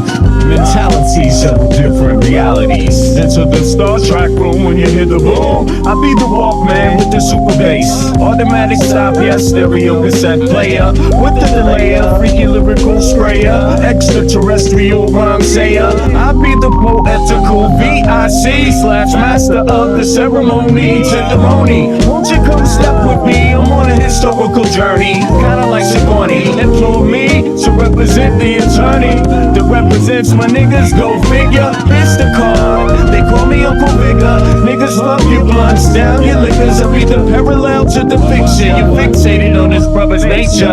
Relaxed behavior, I might save your change. Flip it, rearrange the whole concept. You was good for all your brain. Insane, psychotic, neurotic, black onyx, and hooked on phonics. Just atomic, bees like a bonnet. Cut with the Asiatic, they all up on it. Rhyme static with the erratic type of skill. You wonder, is this nigga Vic really for real? It's still, but only necessary in the berry. I'm milk like dairy, they quite contrary. That's scary, but I'm a dog in the prairie. I scurry to grab my bones and just bury. Lyrical flurry, go get your secretary with impeccable dictions. My style might vary, so get a hold of your own shit real fast. Fucking with us, we take it right out your ass. Prairie dogs chill while the other dogs howl. Too many dogs get sent to the pound. Back on the hill, me and my peeps just lounge. Prairie dogs, we keep it on the down. Splatter, don't like gun splatter. We try to climb the ladder, wicked men get better. They make it like splatter, but it really don't matter. Cause you know we coming back to our sons and our daughters. Father him the one who protects ya, and the mother she will never neglect ya. Through divine nature the people respect ya, and in this way I deliver my lecture.